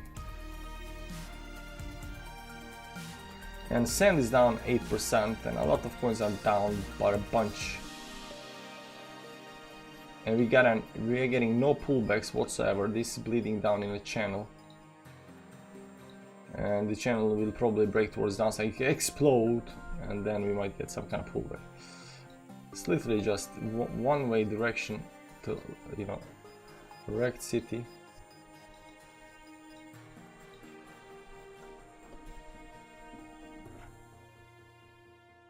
Blood moon for people who are long Phantom. But 250%, you know, move on Phantom, that's insane. That thing is a beast.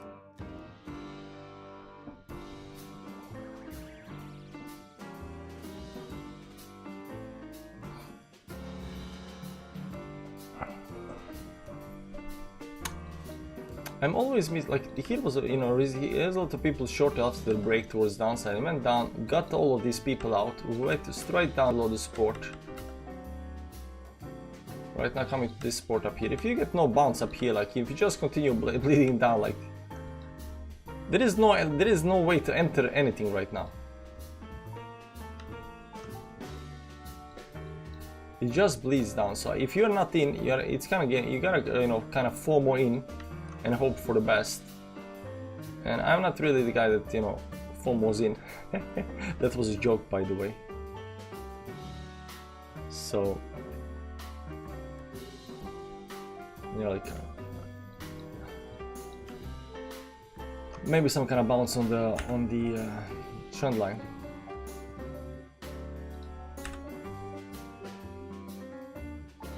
There we go.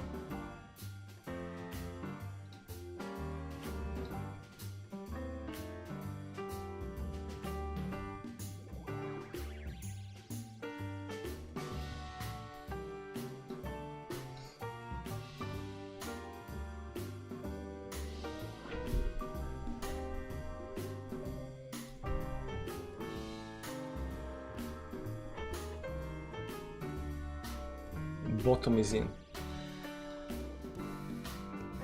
You think bottom is in? Mladen said it, guys, bottom is in. Long all of the stuff. Not financial advice.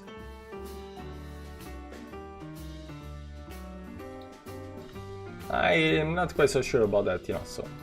Player versus player, 100%. You're 100% sure. That means that there is literally not a bottom. Because, you know, when it's only when you're, you know, like 80-90% sure, that's when the bottom hits it. But when you're 100% sure, that means overconfidence, and overconfidence is very, very likely wrong. If you had said like, yeah, I'm like 80-90% sure it's in, that's some kind of reasonable, you know, confidence. But, you know, 100%. You know, when people say, I'm 100% sure this is the bottom, I'm 100% sure this is the top. Overconfidence. And that makes me even more confident in further movement towards the downside.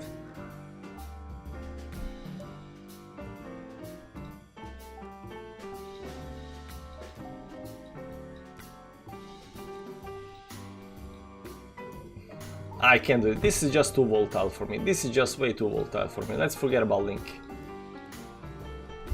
There is nothing 100%. No, but you know, we hit 451 on the dollar. That's why. 456, 455. Nice, very nice.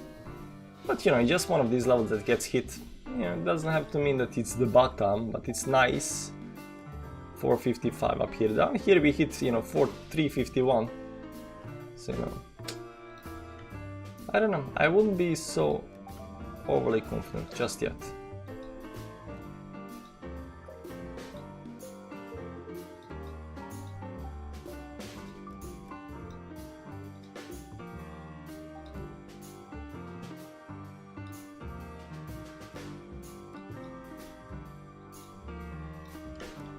I think it's gonna do the drop over here, but that might be me because we already tried up, you know, breaking up, failed, and right now this is the only move down here.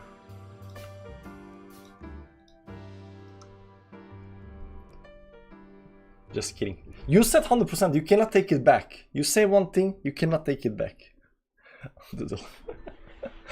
But no, man, I understand that. I'm just joking. I believe you actually that, you know, you do believe it's bottom, and I'm taking it seriously. But I still get my, you know, my reservations, and I still think that it's gonna drop down. Now it is on, you know, we could technically say that this is, you know, falling wedge. This is on the bottom of the falling wedge. One time on the bottom, second time on the bottom of the falling wedge.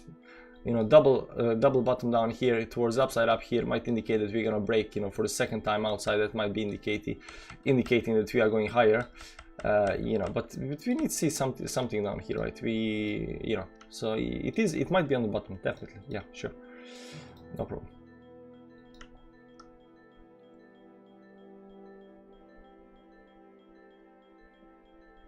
Have you tried using market cipher? Of course not.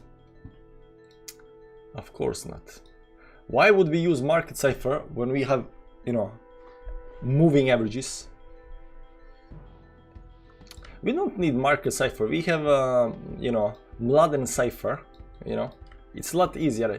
Mladen cipher is like ChatGPT. You know, you ask question, you get answers. You know, market cipher. You know, you gotta, you know, open it up. You gotta put it indicator on the screen. You gotta analyze it. You know, it's too much work. But if you get a Mladen cipher, it's very easy. Hey man, up or down, and it instantly just says up, down. Like it's so good. It's so good. And moon phase, yeah, and moon phase. So if you use Mladen cipher with moon phases, you know, you can get rich, man, very easily. Yeah. Finally, some kind of pullback, maybe. Unless minimalist lines are cheaper than MC. The money flow indicator is very useful. I mean, there is definitely a lot of useful stuff, but you know, it's not, you know, the more stuff you have on the screen, it's not making you a better trader or better analyst. It might help you, but you know, how much stuff are you gonna use? How much stuff is good for you? A like from Mladen. Yeah, like from Mladen, guys. Mladen cipher.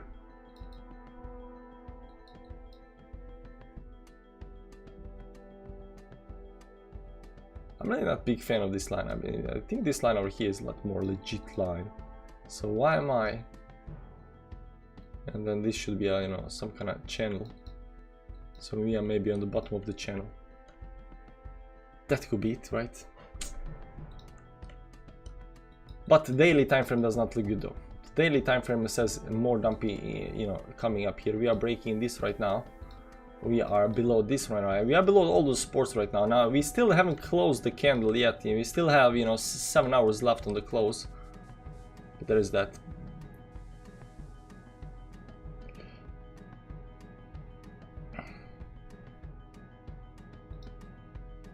Compounding, yeah, that's the. Look at these nice, you know, double wicks down here.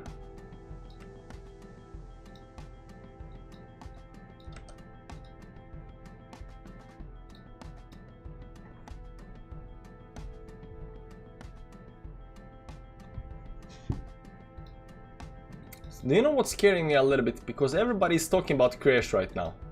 Everybody's talking about crash. Like I am reading right now, even this, you know, guy called Team Underground is saying Bitcoin will crash after that pump to 30k. So people will be buying the dip, right? But everybody's talking about, you know, it's gonna crash, it's gonna crash, it's gonna crash. And I have a problem with the people being, you know, overly on one side.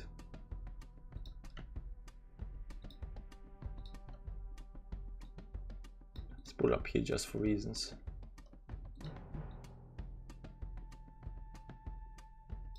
And then down.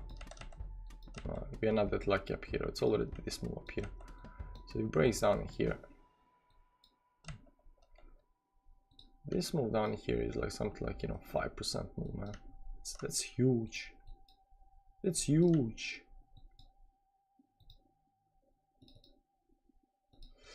So how much can we hope for up here? On lines. This is the best case scenario. This broke. So right now, I think this is the best case scenario up here.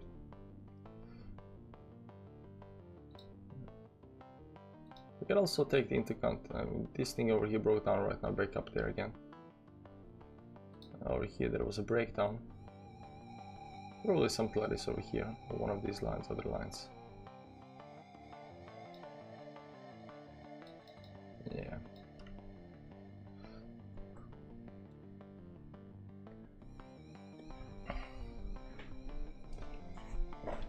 Mladen is a beast. We're gonna call it Mladen Cipher Beast Indicator. Well on TM. No guessing, pay yourself. So maybe. Nobody got rich by taking profits early. Sorry, nobody got poor by taking profits early. Bullish divergence on 1 hourly. Interesting, interesting. I would look this. Yeah, it looks like bullish on 1 hour. Let's see a 4 hourly time frame up here. There is no bullish divergence on the 4 hourly, so let's go 2 hourly because 2 hourly is closing soon. And there is no bullish divergence on the 2 hourly time frame. 1 hourly time frame, there is slight bullish divergence up here, but there are a lot of these other, you know, weeks up here. So I would look this on the 2 hourly time frame because we got, you know, just one move down. There is no bullish divergence. Also the RSI is not that low. The momentum is still going down. The volume up here has been going down ever since we came up to the top up there. I mean, the volume has been bleeding down. Now the problem is that these things can... Yeah?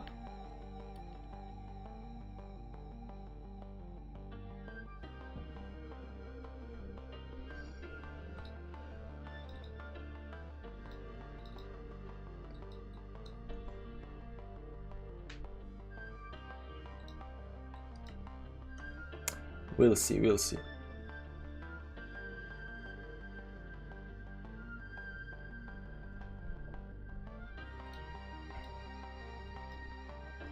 Hourly. How can you say the bottom is in the middle of the nowhere? Like there is like, what do we have up here? Some of these lines up here. Let's see weekly time frame up here. How can you say the bottom is in? I've got nothing there. Literally nothing. Empty space. What kind of bottom comes to the empty space and bounces? I mean, there might be something else there, but...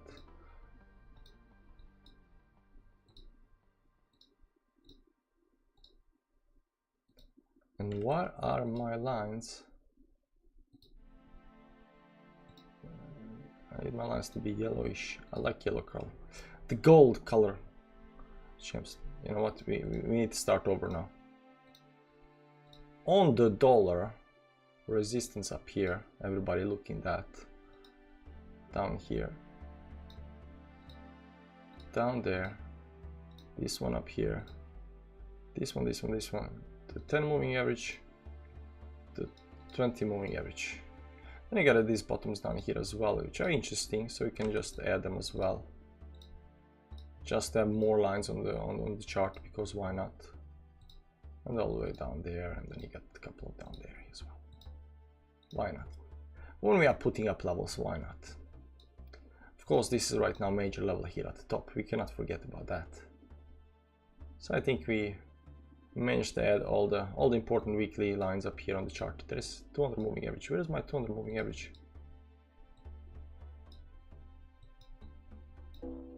Oh, there is no 200 moving average on this chart. Doesn't matter. Let me just check the other chart up here. Yeah, 200 moving average is exactly where the 50 moving average is. So it doesn't matter. So we are looking this on Bybit, so it doesn't have 200 moving average up here, but you know, 200 moving average is exactly up here at 25k right now. We don't have a bearish engulfing divergence, sorry, bearish engulfing candle or anything like that up here. It's just pulling back, but it's pulling back into inside the empty space, right? So if you just look it up here, like, you know, 21.8 is the first level, right? If you're gonna pull back to anything, it's at 25, right? Now we can go to monthly time frame. Just see up here that, you know, we got the top up here, we got a bottom down there, and the bottom up here, and bottom down there on the monthly, right? And we got a 10 moving average below us up here right now, give or take. This one is important, but you know, it's way above us. So let's go to the daily time frame up here. So I would say, just by looking at the weekly and monthly, the 3 came into, you know, we blasted through this level of resistance. We did some, you know, shaky thing up here, then blasted through up here towards the stops up here. Failed to get in, failed again, tried, failed, failed. So I would say 21.8 or 21.4 or something like that is most likely to move down if this, you know, closes like this over here. Because it looks like empty space to me. It looks like empty space. Now we could, you know, continue adding the, you know, the daily closes, stuff like that, the daily highs up here. We got, you know, 23.3 up here, which is very nice. This stop up here, but it's not that important. But we are hitting that level as well, so, you know, not so bad. Now the most important daily levels up here is this one top up here, this bottom down here, this bottom down here, this bottom down here, and this bottom over here. Right now you can see right now we are below it, but we still got this empty space over here short term. And this weekly, this daily, you know, up here at 22.4, that's the only thing that we have over there. Now there might be, of course, trend lines over here that are going through this empty space.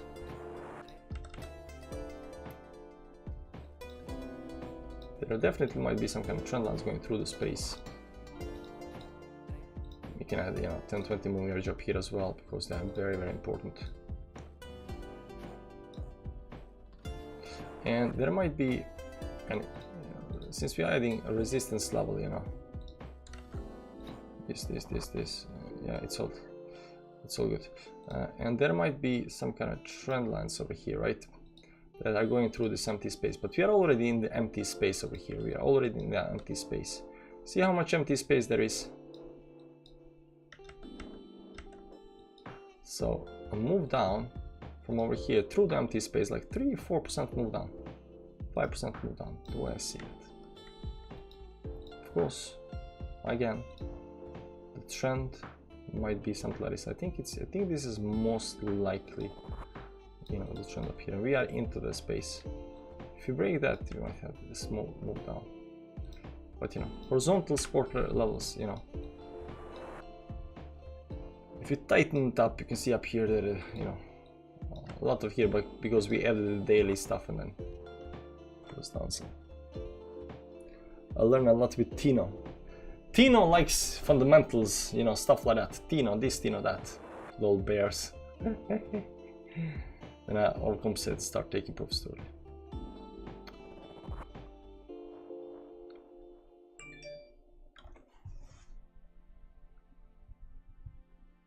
So this is pulling back nicely, very, very nicely, and ADA is pulling back also very, very nicely. The big question is, how high pullback do we gonna have? Yeah, did we overestimate the pullback or underestimate the pullback? Is there a line up here that we are not seeing? We don't want to get wrecked up here. So I think Bitcoin had enough of a pullback up here. Let's see Bitcoin a little bit up here. Still this 4-hourly candle up here, doing the double bottom 4-hourly closing, you know, in a long time.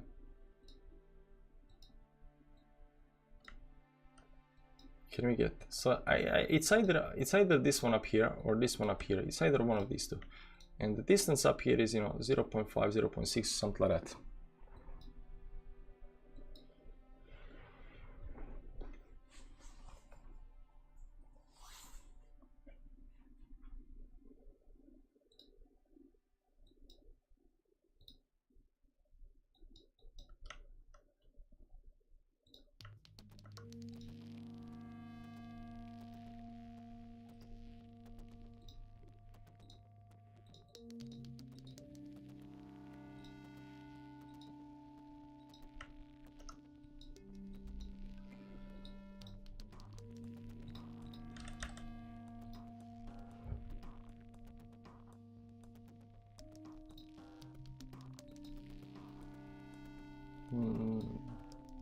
We wanted the pullback came, time too short, 100% open short.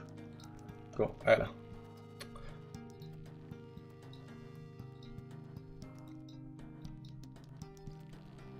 So we opened short up here at, what's that?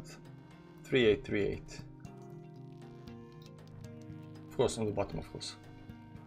I like him when he was just a voice, but once Tino showed his face.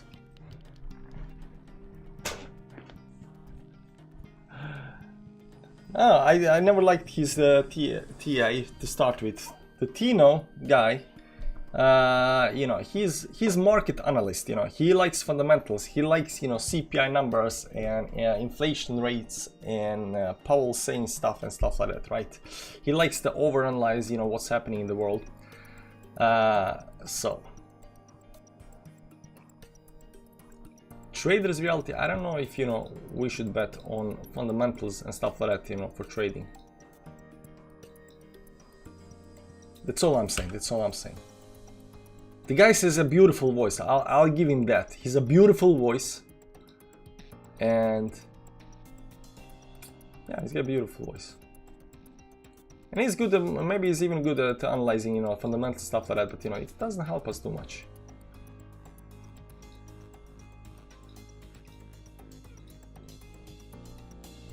We are in profit, guys. 0.5% in profit. Finally, we got an entry, some kind of pullback.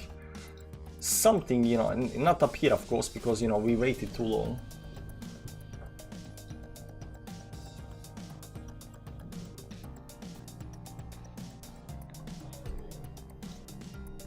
Because the way I see it, this is either gonna get rejected or this is gonna get rejected, and if none of these get rejected, we get up here, we are kind of closing position and we are done, right?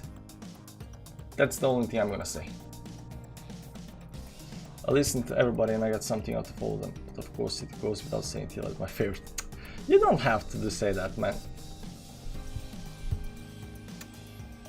Tino is okay, but he's just too much on fundamental side, on the, you know, the markets are, you know, this and that. And I don't know how much you can learn from it. I don't know. I mean, it's probably, you know, okay to analyze everything. But say, not say.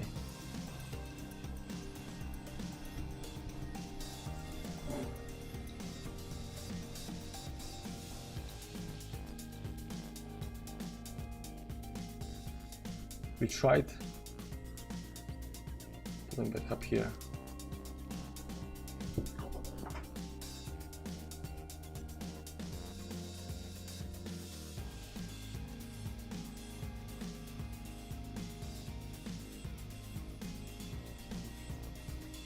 Thanks, Wei Wei, I appreciate that.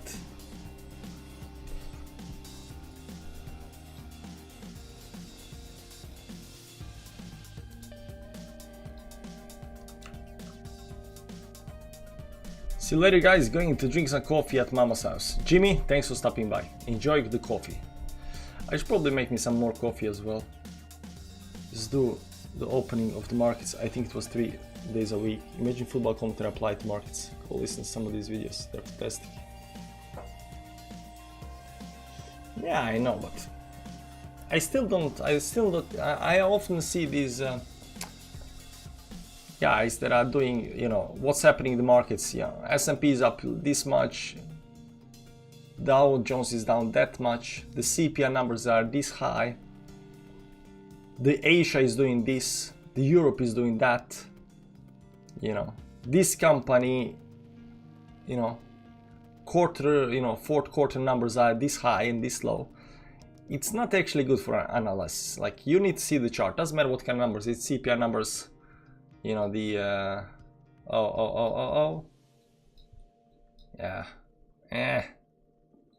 yeah, one is winning, guys. Wrecked City. Don't be like that, man. No Wrecked City, man. No Wrecked City. We're gonna be fine. We're gonna be fine. It's all good. It's all good. It's just a small pump. It wants to get out. It wants to, you know, go higher. No worries.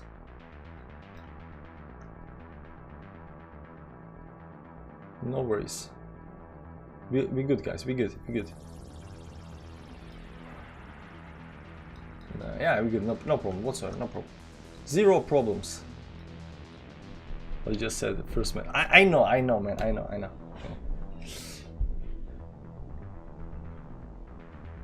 Zero problems. One doji, second doji with a candle towards downside. Wick towards downside.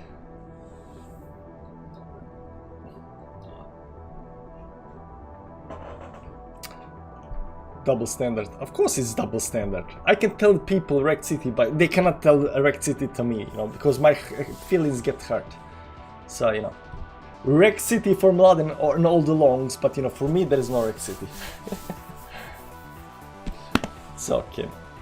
I don't take it seriously. I'm old, so it's good. Anybody got any thoughts on the next TP for Phantom? I don't know, man.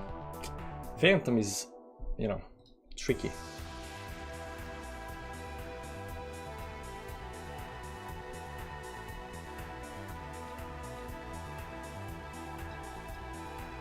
We got any profits and we are lows, and right now profits. Let's see up here. What was our entry? I forgot our entry. Entry was 3838. 3838. So up here, right? So look at this 1 minute time frame. Yeah, that's the entry. That's nice. Okay, so that's the entry. That's nice. So up here, from this entry over here, we get a risk something like, you know, 0.7 or something like that of our account, like 7% of our account on this move. And it goes up, yeah, it can overshoot that, man. You should be probably risking like 10% of the account, 190 bucks to be on the safe side. Yeah, let's do that. And then when we go down, we're gonna pull the stop loss, right? 3876.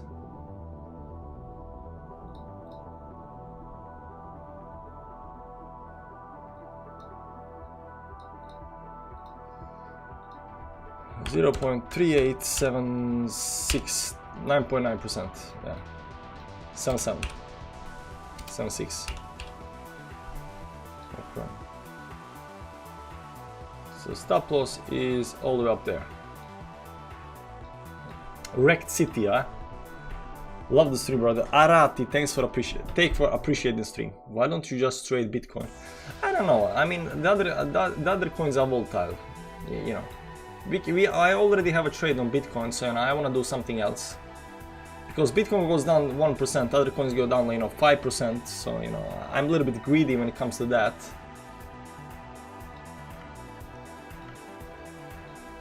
Are we gonna close below 10 moving average up here on Cardano? What's Bitcoin doing? Still 1 minute 33 seconds left. Okay, let's take 5-minute break, guys. Enjoy the music and what Bitcoin is doing up here. I'm gonna put this on a 5-second chart. Maybe a little bit more interesting up here. Oh, this is not good. This is not good. This move up here is not good. This wants to go up.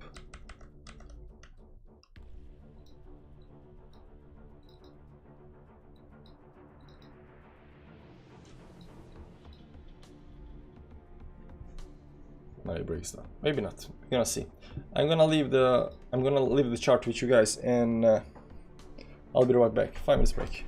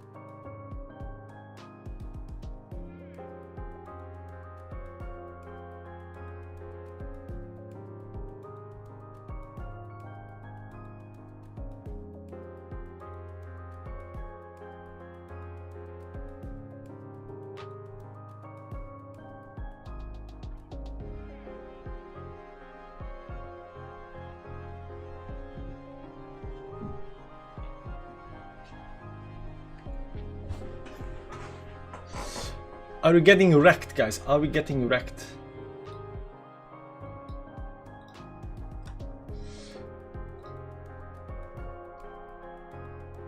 When you look at 5-second time frame, you know, you get feeling it's gonna blow. You know, the candles are so big.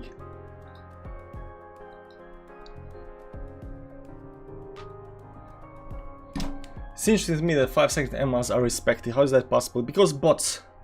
That's my only explanation. I don't have any better explanation for that. I'm assuming bots are learned to trade on 1 second and millisecond charts, and they are still using, you know, 200 moving average on 1 millisecond chart. So if you went down to 1 millisecond or stuff like that, you will see that, you know, they are still being respected. It's getting this curvature up here, which is not actually what we need to break down over here.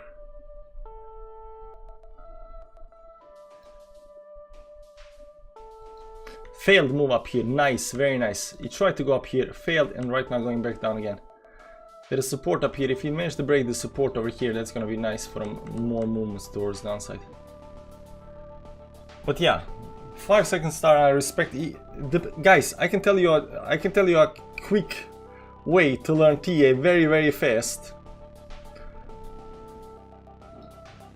What you're gonna do is you're gonna go on Binance. You're gonna go on Binance chart. You're gonna go on 5-second chart. You gotta have the you know, TradingView Pro or Premium for this, but you know, you're gonna go on 5-second charts. And the fastest way to learn TA, absolutely fastest way, is to use the line tool. You take off the magnet and you put the drawing mode on. Drawing mode on, right? You do that, and then you draw the lines. This is the fastest way to learn TA, because you will be able to very easily, you know, draw the support and resistance lines and stuff like that, and you will see them play out very fast. Very fast. And this is the, you know, fastest way to learn how to, you know, follow the lines, learn the pattern and stuff like that. Because people are learning on the daily time frame. They are learning on the 4-hourly time frame.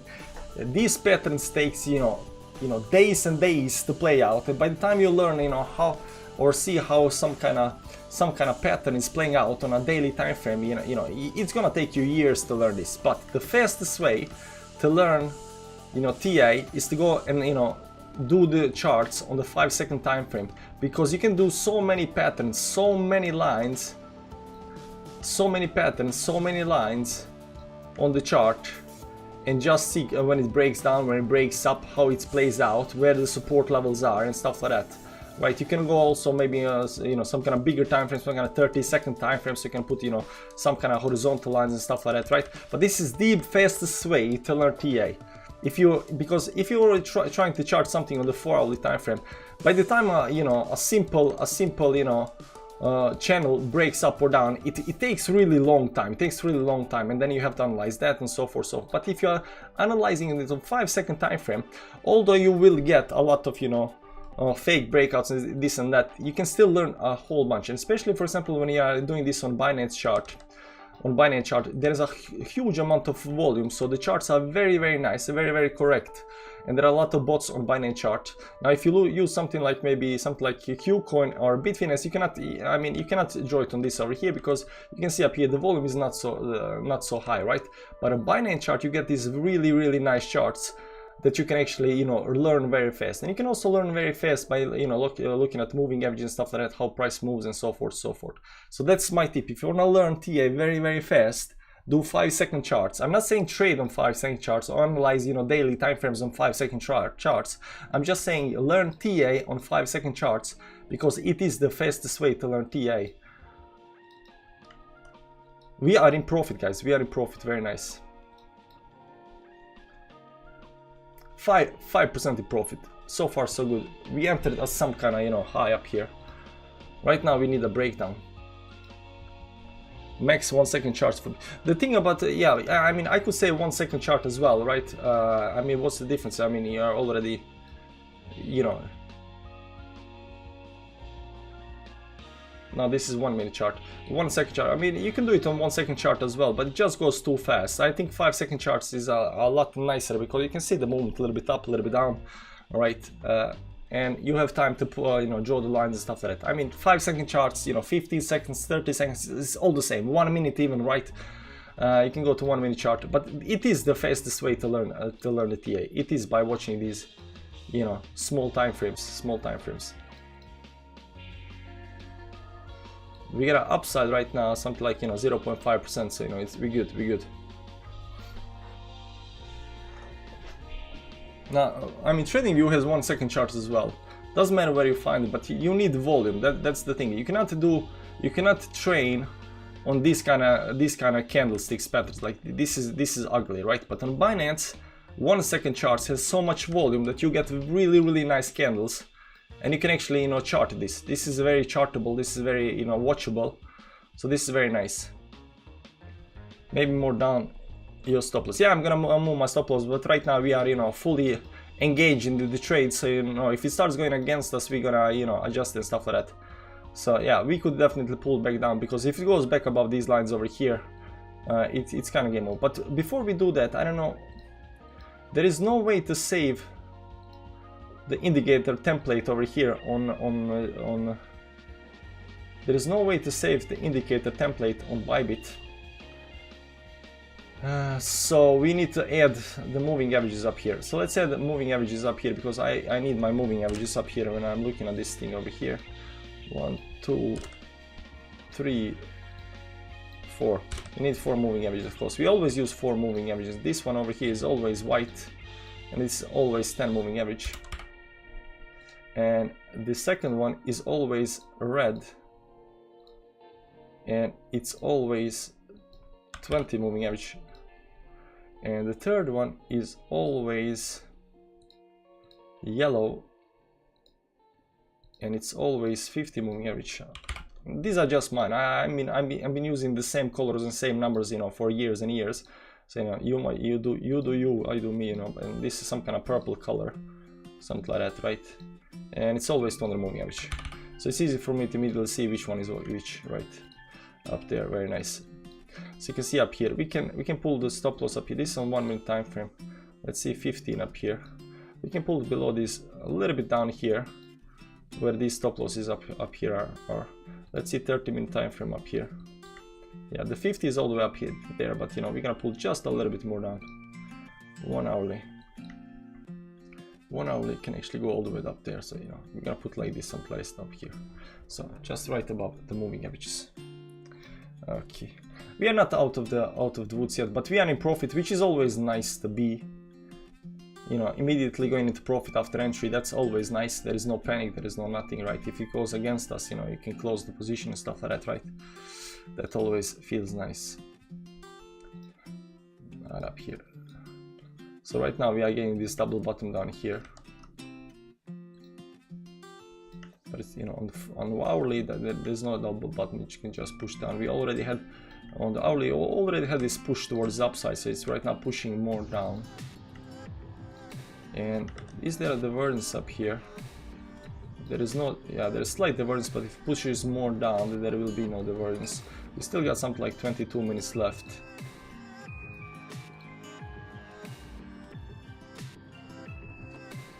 So it was worth to wait for the pullback, because we got a nice entry, so we're gonna see right now. Maybe move down stop loss. What's a stop loss? Joking. Yeah. What's a stop loss? We used to do mental stop loss, but we kind of stopped doing that. We learn, life goes on, we learn.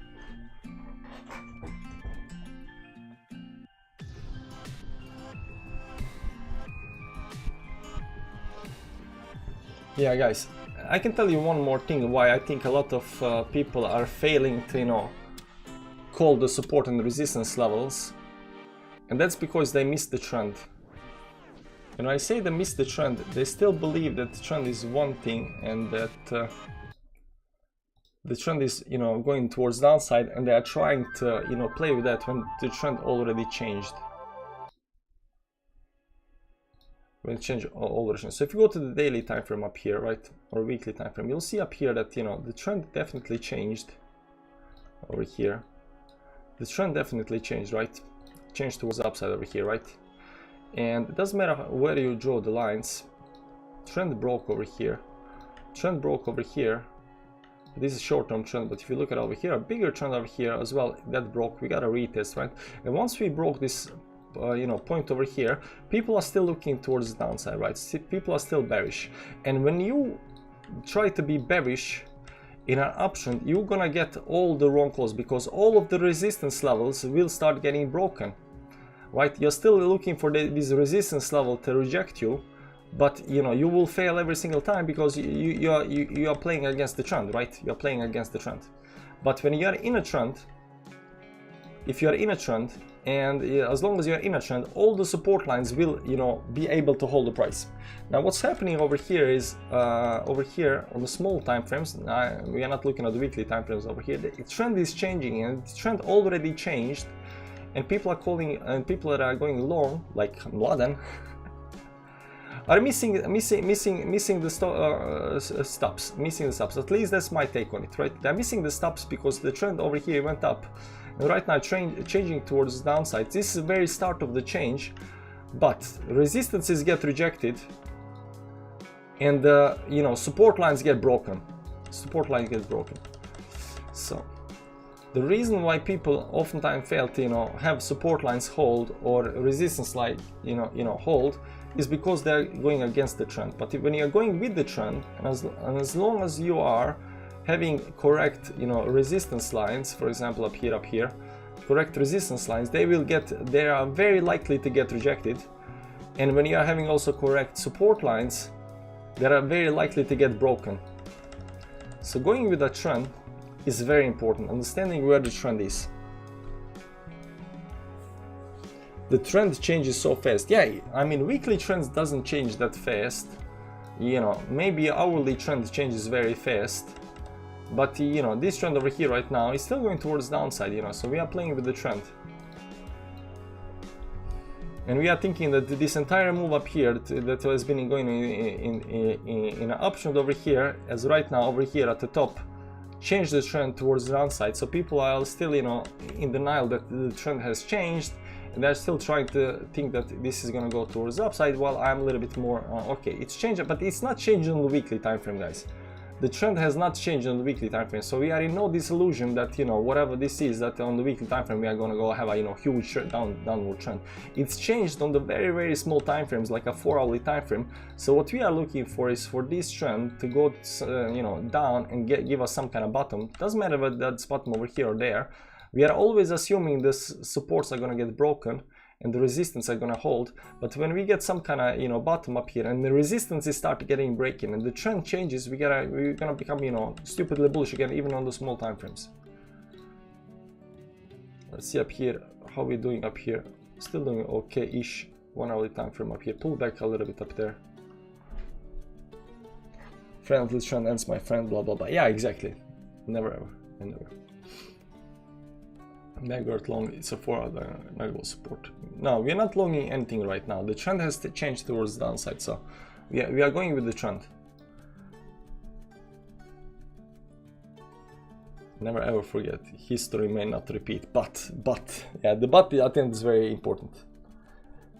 Phantom is down 10%, man. This thing has no... This thing is just dropping like crazy. 7% of hourly. Daily, it's just bleeding down big time. Imagine shorting up here at the top, man. But this is not, you know, imagine if you just longed up here. This is 36% up, this is 26% down. You know, so moves up have always, you know, better. Moves up are always better. You can get, you know, a trade down here on Phantom, 10x trade towards the upside will give you, you know, 10x your, you know, will 10x your account, literally 10x your account. Imagine that.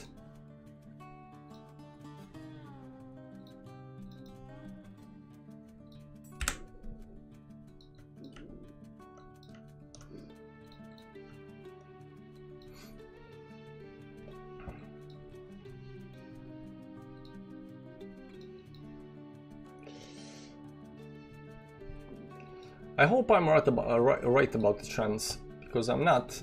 Both my short will get wrecked, and I'll have to FOMO in. Nos Industry. Looking for a nice short on Solana.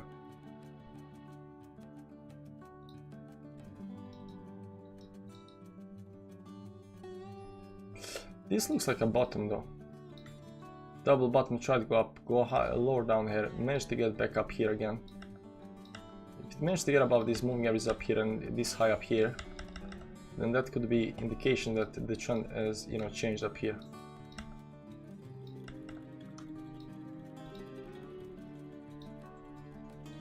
See, the trend have maybe is changed, but if it gets above the trend up here again, then it continues. So this is 5-minute time frame. It's very likely the trend has changed already up here. Short-term trend. Short-term trend. We are looking right now at 5-minute time frame, not 4-hourly or, you know, daily, something like that. So it's very likely the trend over here already changed up here. Getting some kind of, you know, retest on the trend line over here. If it fails to get back on the trend, and I can show you that as well, this is how movements happen. You will have a trend, you will go down, then you get back on the trend and you increase the speed. But it needs to get back up here. Right? It needs to, you know, do the move. If it's bearish enough, it will, you know, break the trend, get back on the trend and continue. If it's not bearish enough, then it will turn around and go up.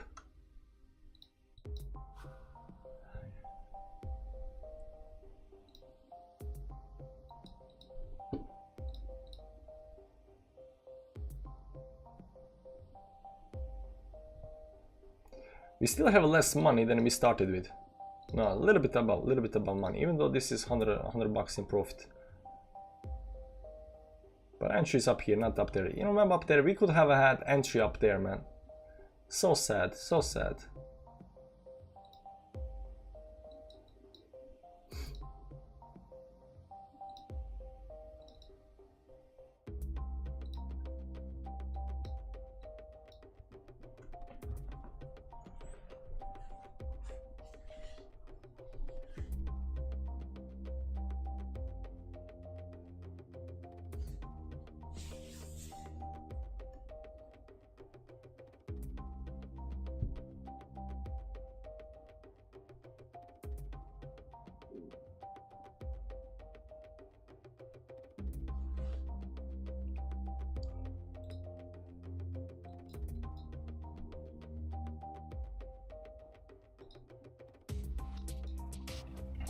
Let's zoom out a little bit up here.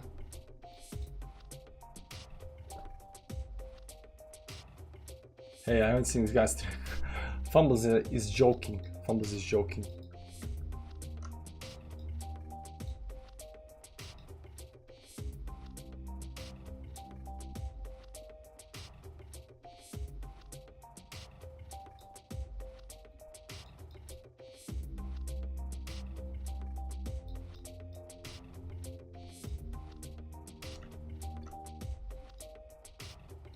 I think we are going slowly towards I think we are going slowly towards the support down here. 23 or something like that.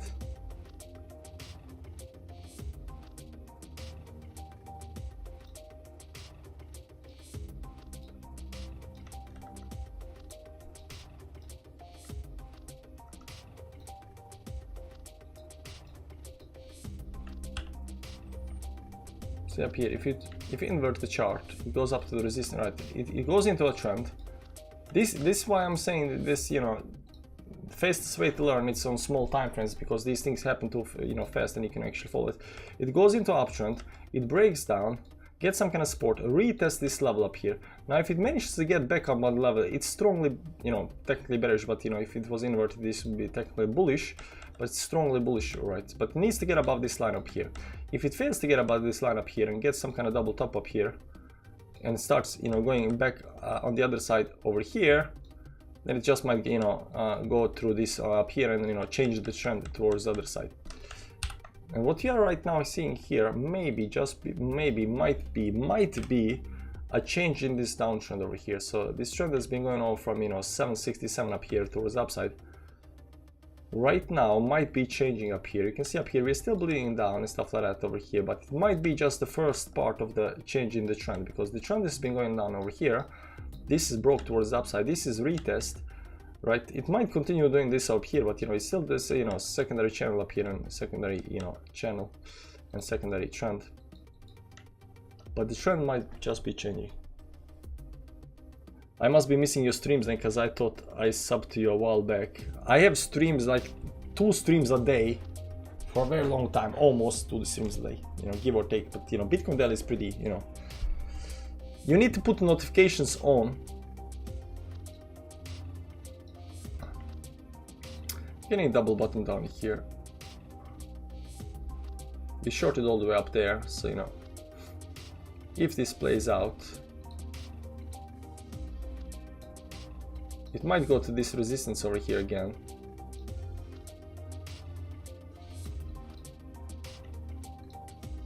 Double bottom up to the resistance over here again. And what's gonna do that? Then go back down again? I don't know.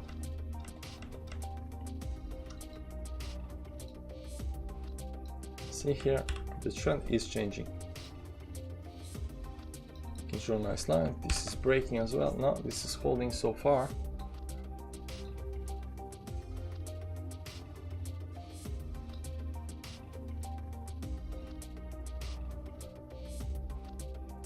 A long phantom.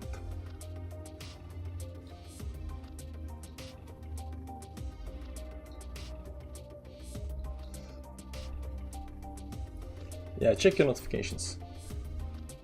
Yeah, it does look like it might be changing. Yeah, so that's what we look for. We look for change in the trend when trend breaks, retests, stuff like that. Change the trend to get to some kind of sense that, you know, something is not the way it should be. We're still 4.6% profit, and our, you know, stop loss is all the way up there, but you know, it's very tight. This 1 hourly, sorry, this 1 hourly. It's very tight. You know what? If it goes up here, above the 50 moving average up here, let's see where is 5 moving averages, 10, 20 up here. So it's down here. We're not gonna lose this trade because we might have entered at the wrong time. So you're gonna put here right up there below. We're not put very far, but you know, above 10, 20 moving average on 5-minute time frame and above 50 moving average on the so it might be, you know, a slight loss because of, you know, fees and stuff like that.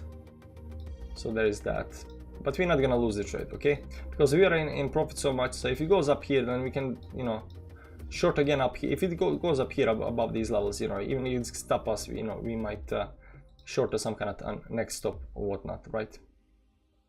Yeah, it's just up here, just 33 or something like that, right? That's a stop loss, something up here, and it's just shy off this level up here. But you know, I don't wanna lose, you know, any kind of money just because, you know, oh no, it's gonna stop at the resistance. Yeah, no problem, it's gonna stop and does this move up here, and then you get stopped up here, and then you lose like 10% of your account. We already, you know, we are already in profit. Why would we go back inside no profit, you know, if we did the analysis that the way we think, you know, needs to be done?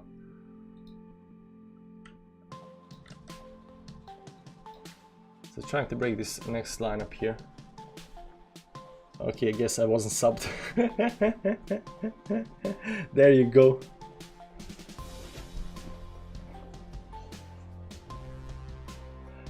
That should do the trick with the notifications, yes.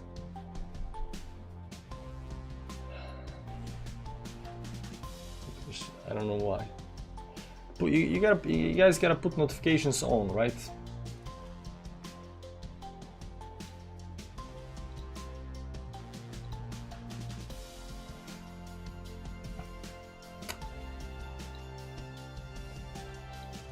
Doesn't matter what kind of you have. There is, you know, when you press subscribe button, right? You gotta put these notifications up over here. You click down, personalize, no notification.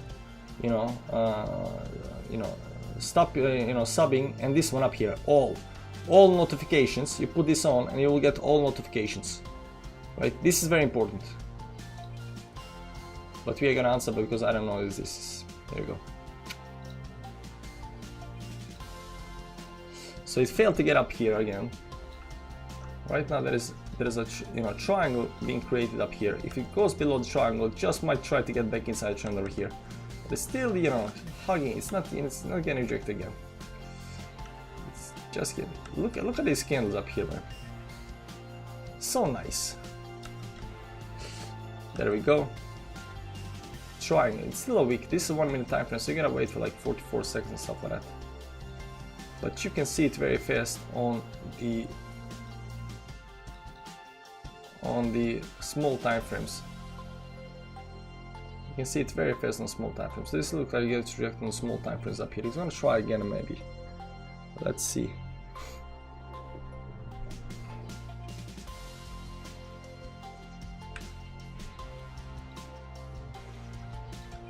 Came down there. 13 seconds left. 5 minute time frame just closed. Just consolidating up here below the moving averages.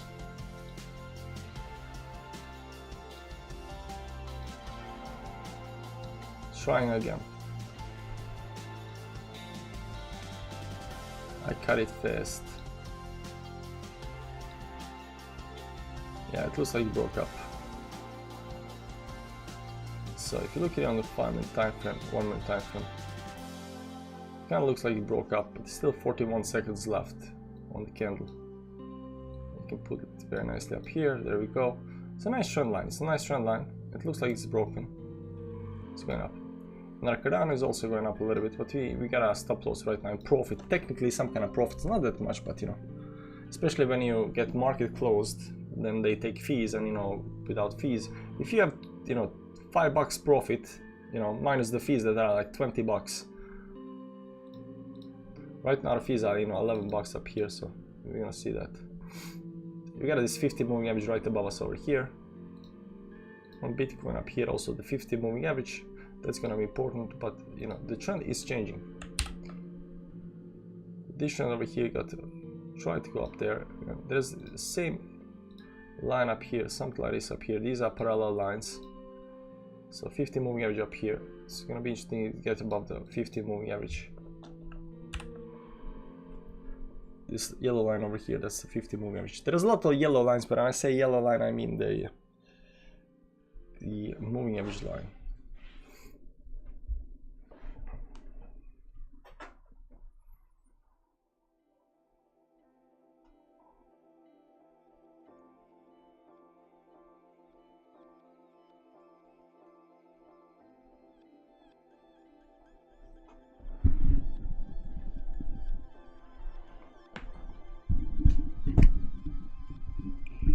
FTM grinding down again. The long is bleeding. It managed to get above the 50 as well.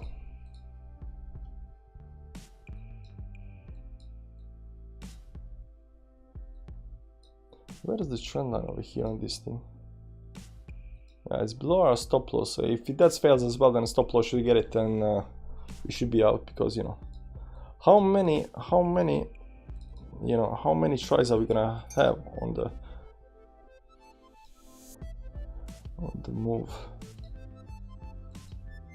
Right now we hit this 50, 10, 20 moving average up here. There is a secondary line up here above us, give or take.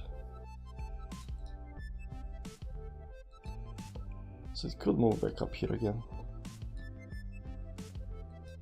This is of course you know, part of a bigger trend.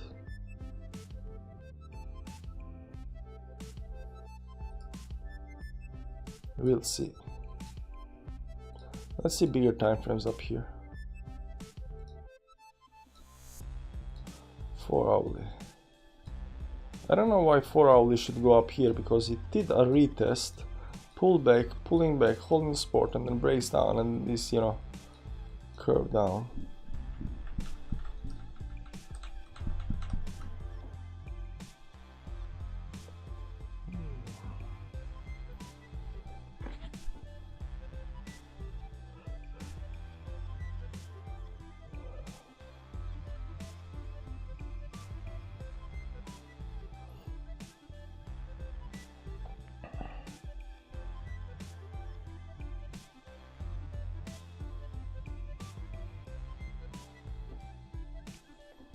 Buttons are pivot points, CPR with MVD.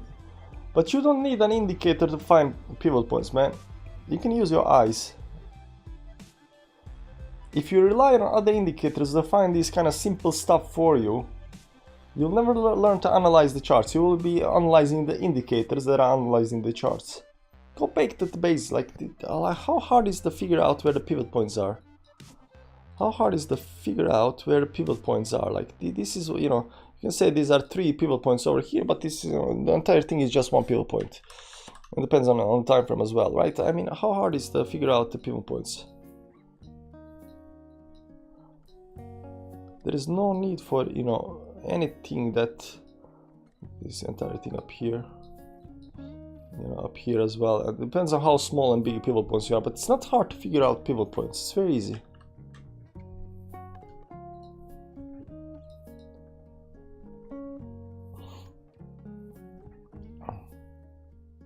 How to stop revenge trading? Was up 2.6k and now down 4k, trying to get my money back.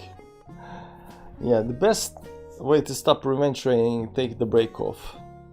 You know, I think so. I mean, I like the revenge trade as well, but try to avoid, you know, these kind of losses, man. 4k is big. I don't know how much is that of your account, but you know, 4k is a big loss.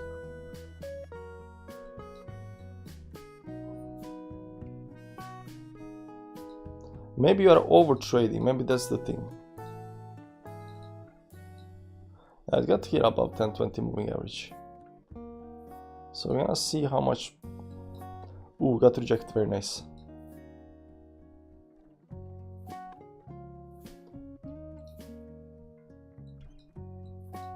Stop loss didn't get hit. Came up to the 50, got rejected. So far. But this wick is holding it up. So baby nuggets, I'm down immensely from my DCA. Yeah, but there is difference between being down on DCA, because if you are dollar cost averaging on a spot, I mean, you can get liquidated, right? It can go down to minus 99.6, but you'll still hold the coins, right? The problem with trading is that if it goes down X, you know, percentage down, you lose 100%.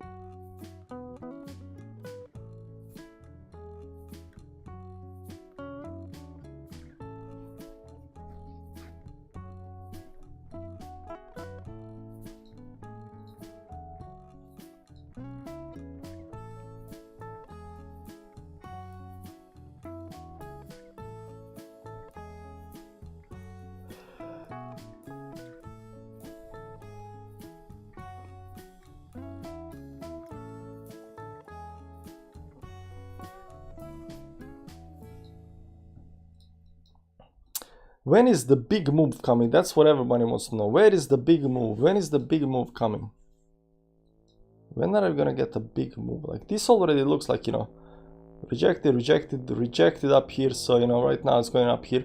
Once it starts breaking down here below these lines, and right now it looks like it's gonna do that. This is 1 hourly time frame.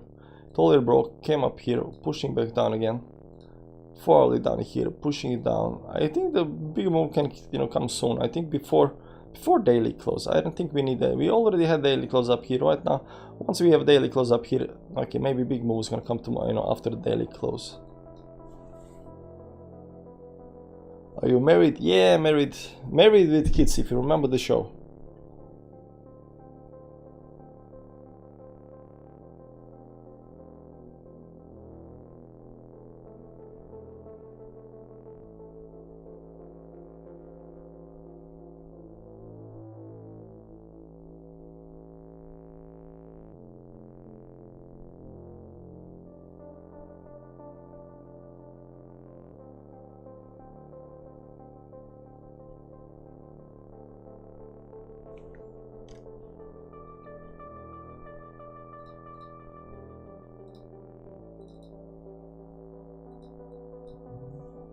At the same bottom down here again. You remember what happened up here? 1, 2, 3 down, or 1, 2, 3 down, 1, 2, maybe 3 and then down. I don't know how this actually works. They're all at 3. 1, 2, 3 down. But you know, 3 bottoms down here, 3 bottoms. Right now it goes again 4 bottom up here.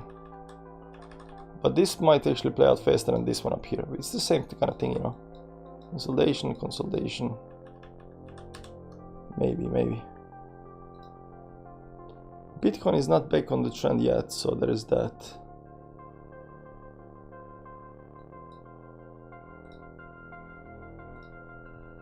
This is the trend over here, and it broke on the other side up here.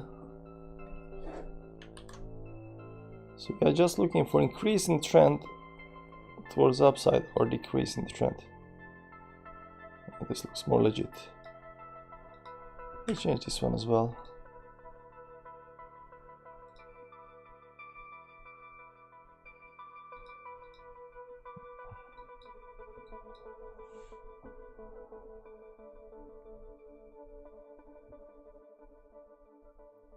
Housemate. Are we long or short? We are shorting. Mladen is longing. We are shorting. So I'm a little bit unsure who's gonna be on the right side of the trade this time. Okay, I'm out of all trade. What's next?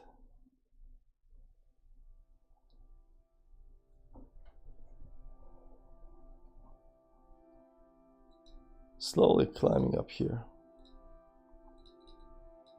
towards the resistance.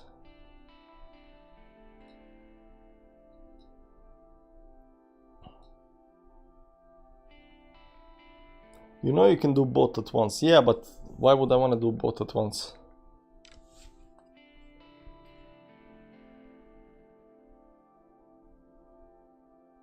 I got divorced because Bitcoin lost all savings. Oh well. That's not a good thing, man. You should not, you know, gamble your savings. Only gamble with money you can afford to lose. And you know, if you want to trade, you know, there's a link down below, you know, if you want to trade and buy with whatnot. But I always say, you know, take your monthly payment. Take how much? 10% of your monthly, whatever you get, if you have a job, whatever it's your monthly payment, you say 10% can go to gambling, and that's fine, the way I see it. It's when you start increasing your, you know, monthly, you know, usage that goes over your lifestyle, that's a problem, right? If you can't afford 10% of your monthly income, I think, you know, 5% is okay as well. 1% doesn't matter, right?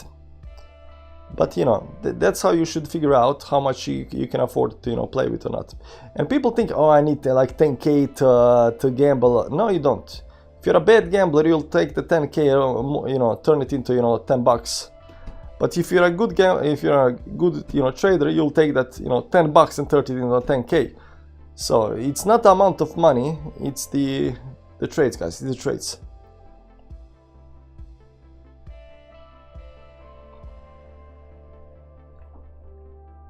We're getting higher highs up here and higher lows as well. And Bitcoin did bounce up here. Broke the trend. Yeah, so the trend is changing, guys. The trend is changing.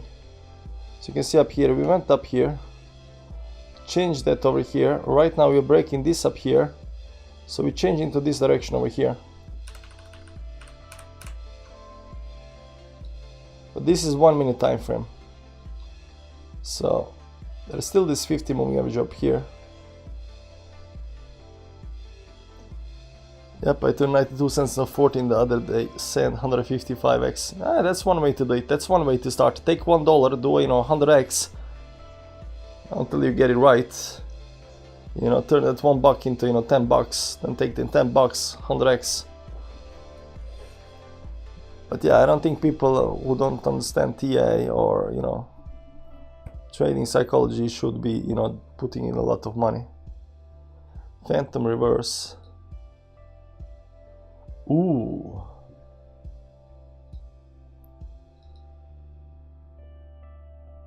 It's been down 10% up here.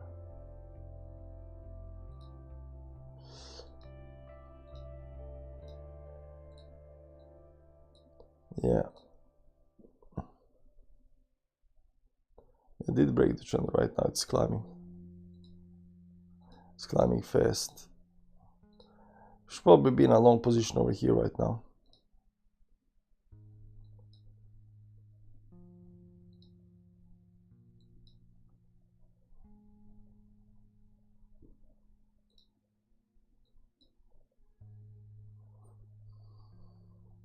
Showing $200. Try to make 1K this month. Hope I'm gonna. Yeah, small accounts is what you should be doing. Yeah, there is no reason why you should start with 10K or some stupid amount like that. There's no reason why people should take their savings money and start trading. It's not like you're gonna increase your win percent rate or whatever. It's just gambling at that point, right? But if you know what you're doing, you should be able to take $100 and turn that into 10K, into 10K or 100K or whatever, not right? So it's not like your skill level goes up with how much money you have in the account. It's not how it works. And for all people listening, if you're thinking that you're gonna get rich, you just need one trade, you're probably gonna get poor.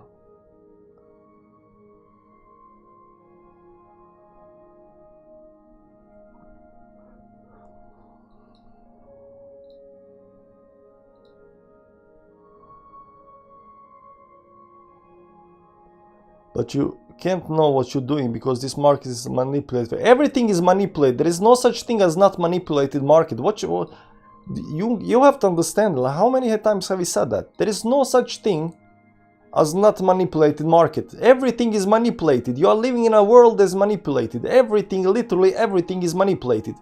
Saying that stuff is manipulated, I can't make because it's manipulated, that's because you don't know how to trade. That's not because you don't understand the move. Yeah, but I can. No. Learn the TTI and you'll find good entries and better. There are a lot of people making a lot of money doing this. Everything is manipulated. You will find nothing in life that's not manipulated, especially financial markets. Everything is manipulated. That's how the world works.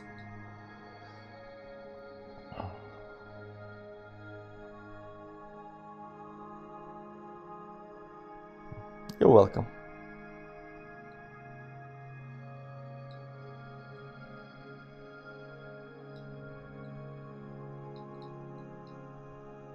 Bought Bitcoin top, average down until I lost 45K. Wow.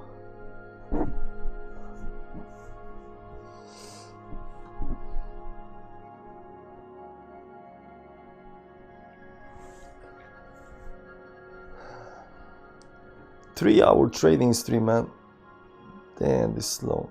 I still don't understand why we should go up. It looks like the trend wants to break towards the upside, but it's kind of not doing that. This, if you have a bullish momentum and you start breaking towards the upside, this thing, should, race towards the upside. But the buyers are not coming in though. The buyers are not coming in. I don't know. The buyers are not coming in. This looks like a perfect double bottom, right? This looks like a perfect double bottom, right? Yeah, still a low, low, whatnot, right? But it looks like a perfect double bottom, right? There's a resistance up here at top, right? So you break this, you go, the distance up here, right? 23K.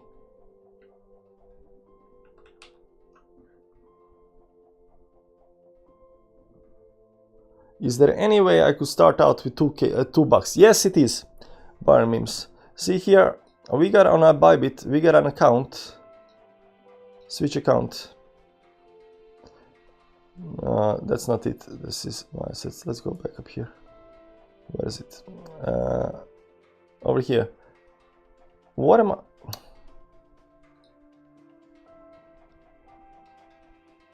I'm pressing the wrong buttons. Let's see up here. Account switch. There you go. We got this deleted up to 2.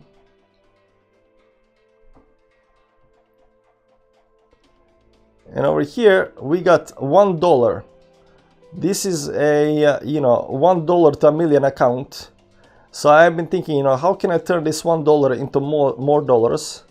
So we're gonna try to turn $1 into that. Probably gonna do 100x on this and that stuff like that, right? And try to make it work.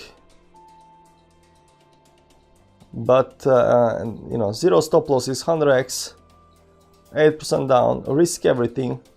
But I think it's doable. I think people can turn $1 into $10. If you can turn 1 into 10, then you can turn 10 into 100. But we need to work on that. We need to train. Is it safe? Is what safe?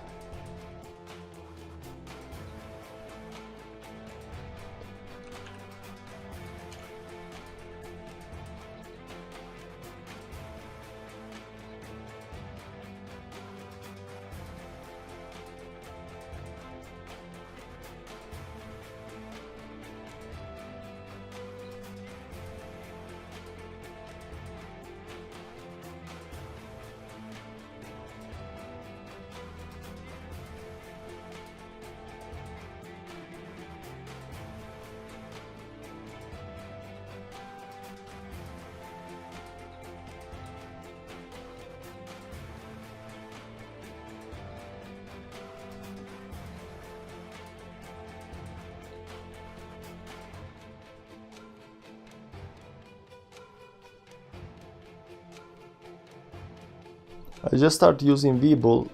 I don't know about VBull. I don't know what it is and what it does. Let's see, did we get stopped out? We're gonna get stopped out right about now if we didn't get stopped out already.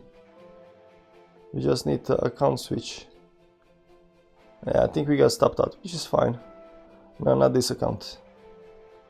We got 3 accounts up here. This account.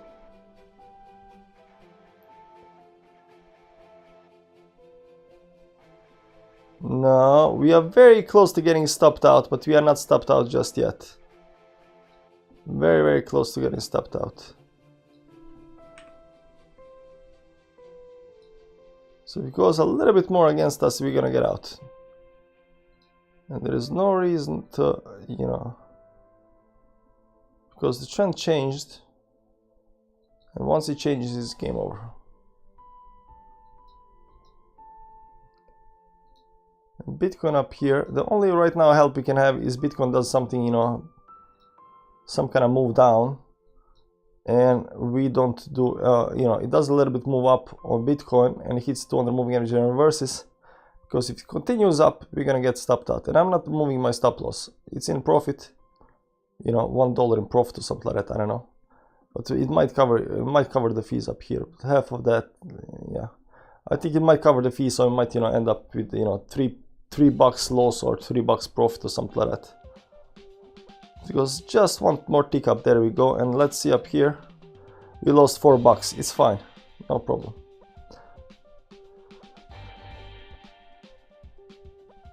Obviously Bybit is, yeah, I like Bybit. Like, I don't, you know, everybody trades on Bybit. I tried trading on both Binance and Qcoin. Qcoin, it has a nice, you know, mobile app, but the problem is that, you know, Qcoin doesn't have nice websites, and it's kind of a little bit, you know, hard to use. But Bybit is it's kind of professional. Because you know, Bybit is kind of professional, you know, professional user interface. Like, I don't know any trader who doesn't use Bybit or didn't use Bybit. And right now they're going over to BitJet, but I think that's because they're gonna shield, you know, BitJet links, stuff like that.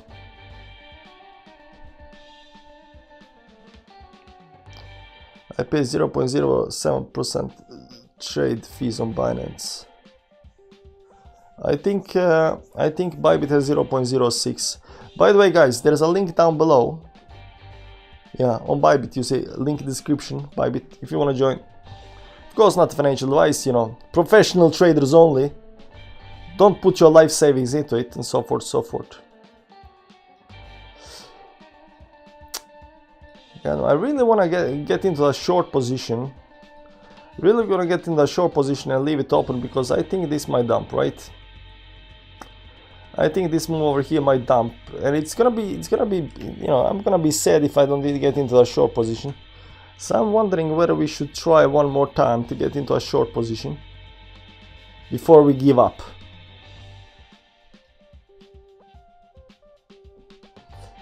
For the day. What you guys think? I'm gonna still try to get into a short position.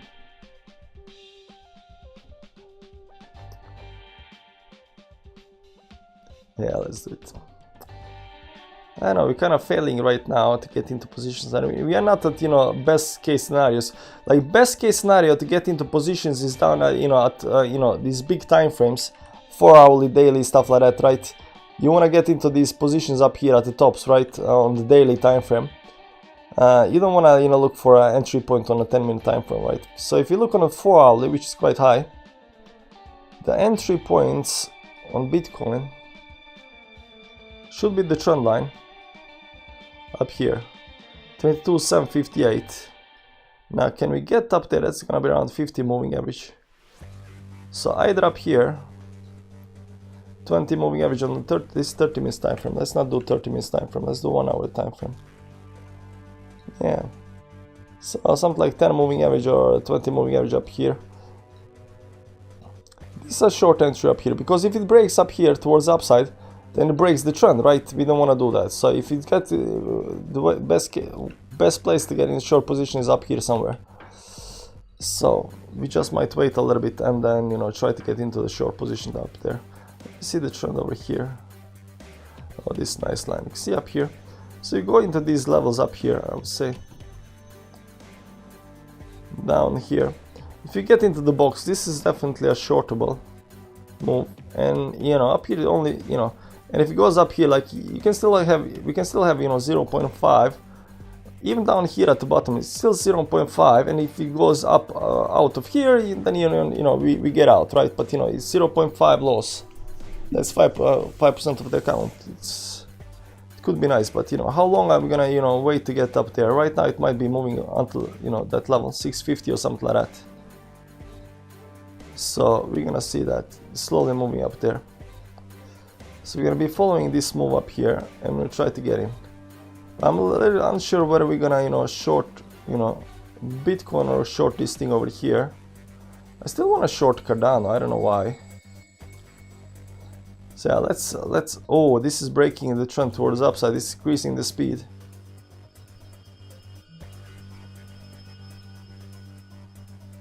So this is gonna be interesting. This is gonna be interesting. This is also coming to these kind of tops up here. But if it fails, it might do this and then it try to go up here again. Yeah, it might do that because oftentimes these lines up here and then it goes up here, fails and, you know, goes down. On the other hand, if it does this, then we have to, you know, assume that it's gonna break down again, because this is a very bullish move up here, but it's on a small time frames though.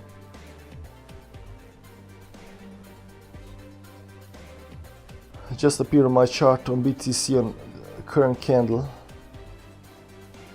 Current candle is closed. Yeah, that's the 50 moving average up here. That's what it's hitting. It might be that. I mean, but I would say the best up here. But you know, we might miss it again because we're greedy. But you know, sometimes it pays off to be greedy. So this time, let's be greedy. And if we miss the trade, so be it. We missed the trade, whatnot, right? See up here, it's failing, and right now it might fall down.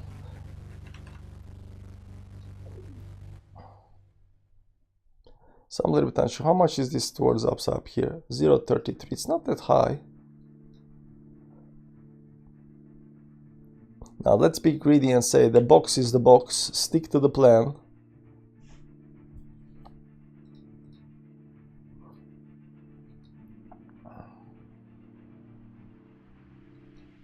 Yeah, let's stick to the plan.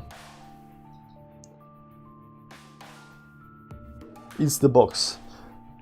Daily close candle gonna be something for today. Yeah, daily close candle today is gonna be important. Let's take 5-minute break and then we're gonna see it. Is Bybit just crypto stuff? Yeah, I think so. It's just crypto stuff. That's why we do that.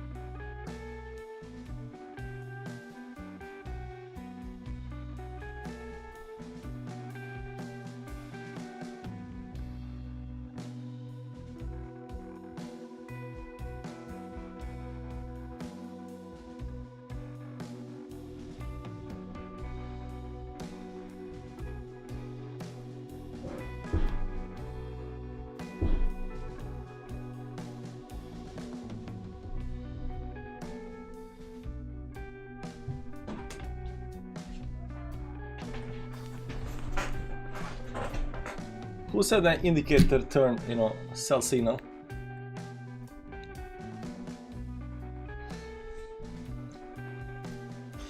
Yeah, the rising wedge broke down, support up here and down here. There are two support levels.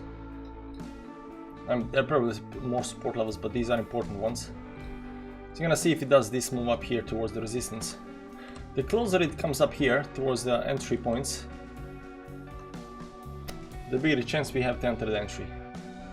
Let's explain my planned strategy for trading 1 to 1 million. My $1 respectively is now 237 in SDAO and 152 in ST. So you're up, nice, very nice. Just keep at it, man. If you can close about 22.8, then we'll pull back as low as 2.13. Being around 22.8 does not mean anything. We need to hold there above, that's the trend, which is what you're looking for. Yeah, we'll break all sports, all sports. We'll see.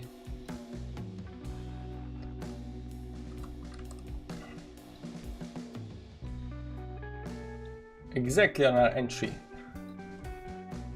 the trend line actually worked out well, and it's pulling back right now.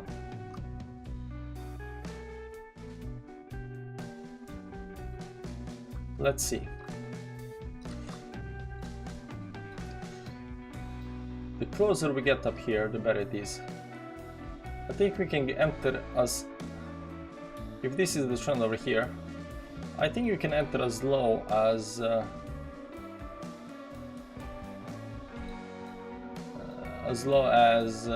you know, 22.6 or something like that. I think, I mean, that's this level up here, right? 22.5, a little bit above that, a little bit above that, something like over here. 22.5, I think we can enter around there, right? Then we have 0.5% stop loss on the CPI. I haven't noticed about CPI.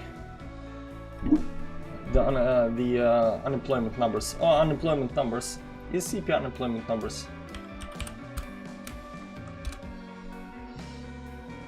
Consumer price index. No, that's unemployment rate. CPI. I have no.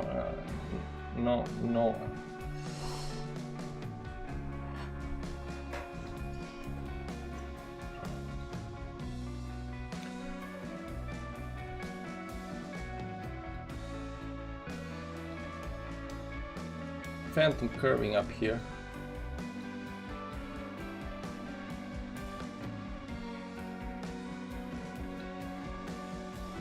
It's about 10-20 moving average.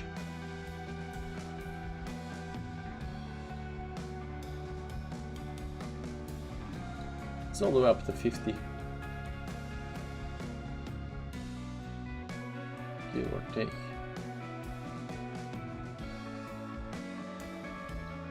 Yeah, it's all the way up there. Phantom is shortable at 49.50 or something like that, I think. For this 5-minute time frame.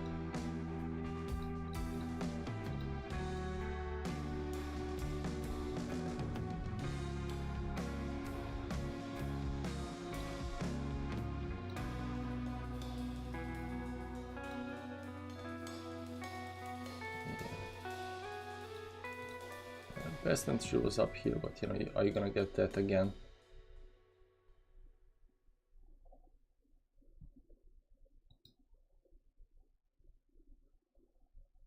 So you just remove this one up here and add another nice line up here. Yeah, this very nice line.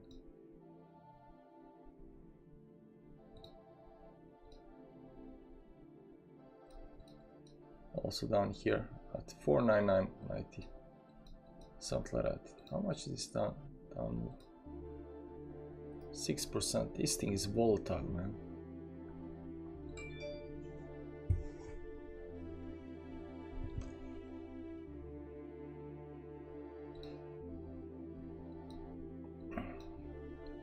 Trying to retest this top up here, climbed on the moving averages.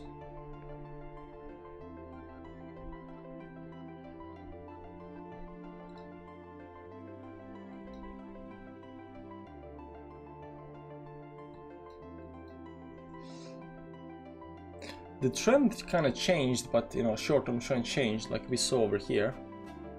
It's changed, but it's not playing out. It needs to get above this resistance over here. We got a bigger resistance here at, you know, 22,650. Should I bounce spot fee 5,000 Bitcoin? It would be faster. 500 BTC, man.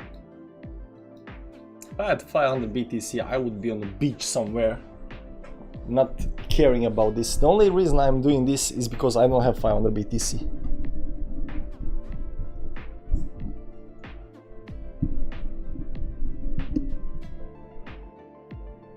But I'm figuring out, I need to figure out trading, you know, I need to learn to trade. I need to, you know, become master trader.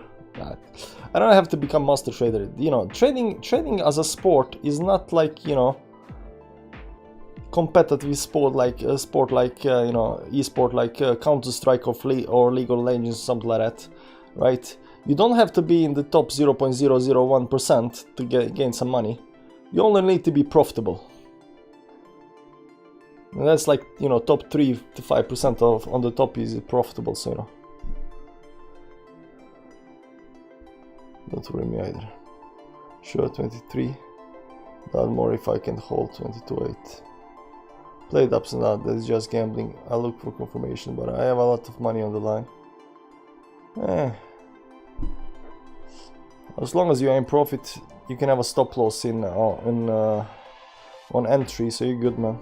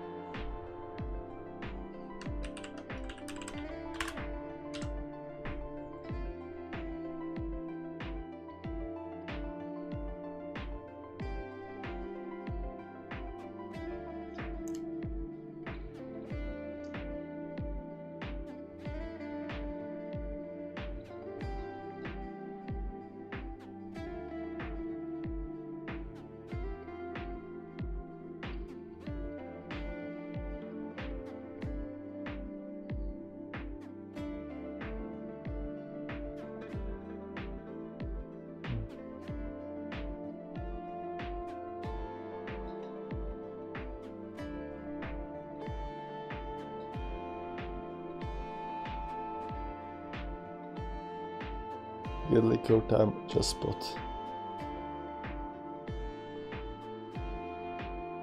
No more, get out. Just remember the golden god. It's never a good idea to add to a failing trade to save the trade, because you already kind of failed the trade. Your TA already failed. If you figure out, okay, here is my entry point, this cannot go up, it has to only go down, you're in a short trade, and if the trade goes against you, that means that you made the mistake, you did something wrong, your TA was not on the dollar, and adding to the trade that you failed the TA at is just, you know, asking to get wrecked. So we should be entering at our entry points. We should be waiting for you know, entries. We should be doing TI and waiting for entries, but we should not be adding to the trade if it's in a loss. That's the, you know, 100% way to get wrecked very, very easily. Never add to a trade that's in a loss. Just don't do that.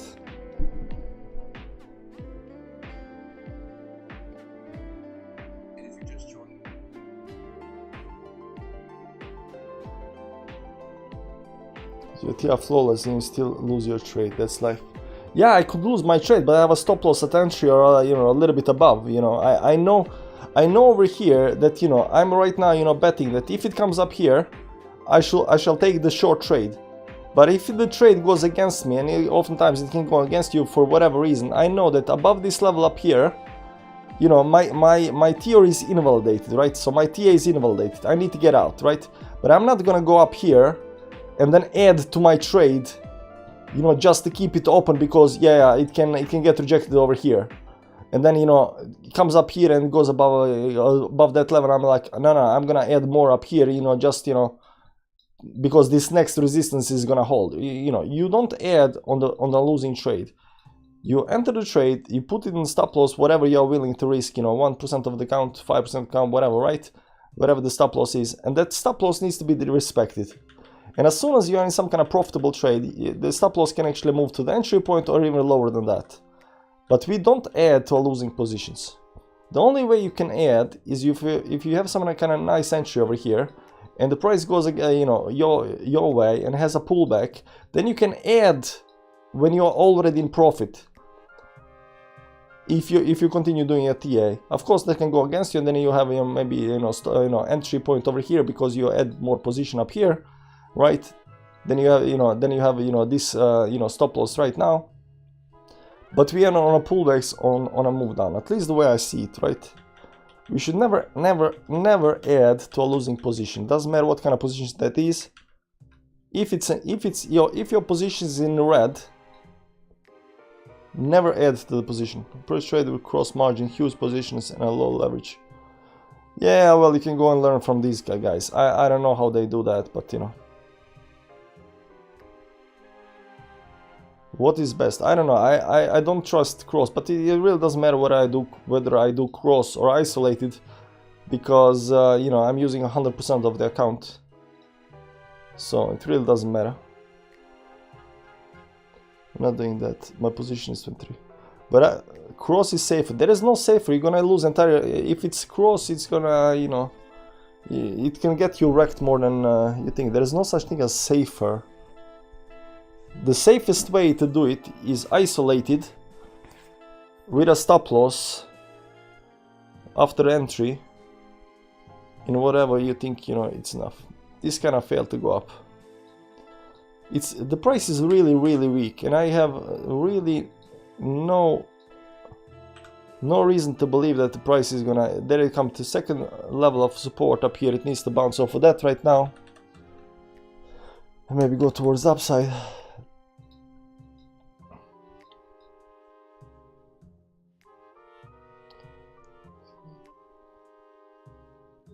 Yes, there it is. It gives you more room.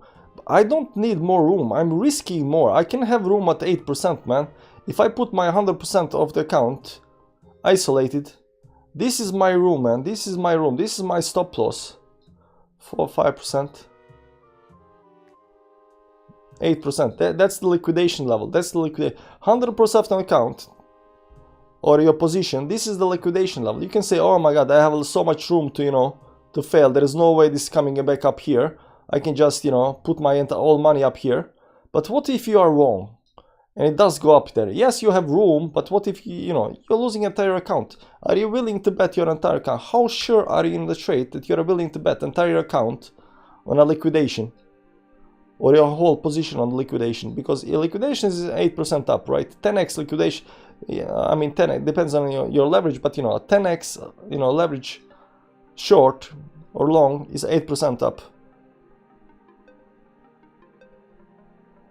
I just said it doesn't matter whether that's a cross strategy or isolated. If your entire account, 100% of money is in a position, it really doesn't matter whether that's a cross or isolated. It's only when you use less of the position of your account. So let's say you got 10k on the account and you use only 1k for a position, then the cross margin can save you.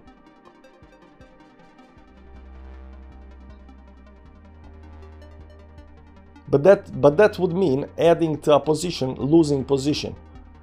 And we just said, you know, adding to a losing position is stupid. Play 5% of your account and have 90% cross. You can fall 80%. Yeah, exactly. You can fall 80%. But that's still adding to a losing position. That's still adding to a losing position.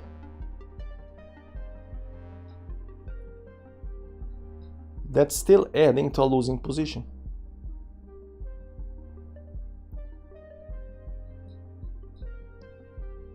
Because while that money is going up, you know, 8,000% or whatever, if that math is right, you are losing money.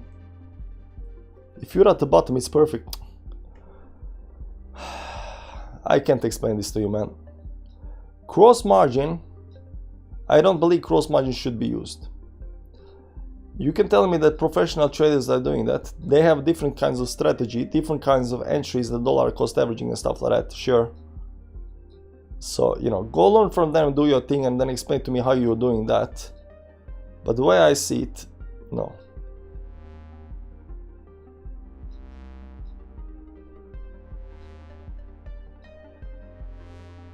Wow, this was nice. Okay, we're done for the day, guys. We didn't get the entry. It's going below the support up here. It might bounce and stuff like that. So you know, there is that. Fuller might still be up. Why would you have an open position in a loss? In huge loss. In huge loss. I mean, sure, it can turn around, but I feel we're crashing tonight. I think we're crashing after the daily close. I don't know. I might be wrong on that, but you know, we're gonna see. Or we might, you know, if you listen to Mladen, we might bounce and go up, you know. So who is right on this one? I don't know, but to me, it just looks very, very weak. There's someone in live chat who uses cross. He's trying to hold up his 55k bits a long low. I don't think you know, most traders, at least, you know, traders that are not, you know, professional traders, they get wrecked when they start, you know, adding to the losing position. Because they did the wrong TI, they missed the trend is going against them, they're adding into the wrong trend, it just wrecks you totally. So don't go against the trend. If your position goes against you, don't add to the position and so forth, so forth. You need to learn to, you know, accept losses, whichever you figure out. Anyways, guys, thanks for stopping by. I'll see you around. Bye bye.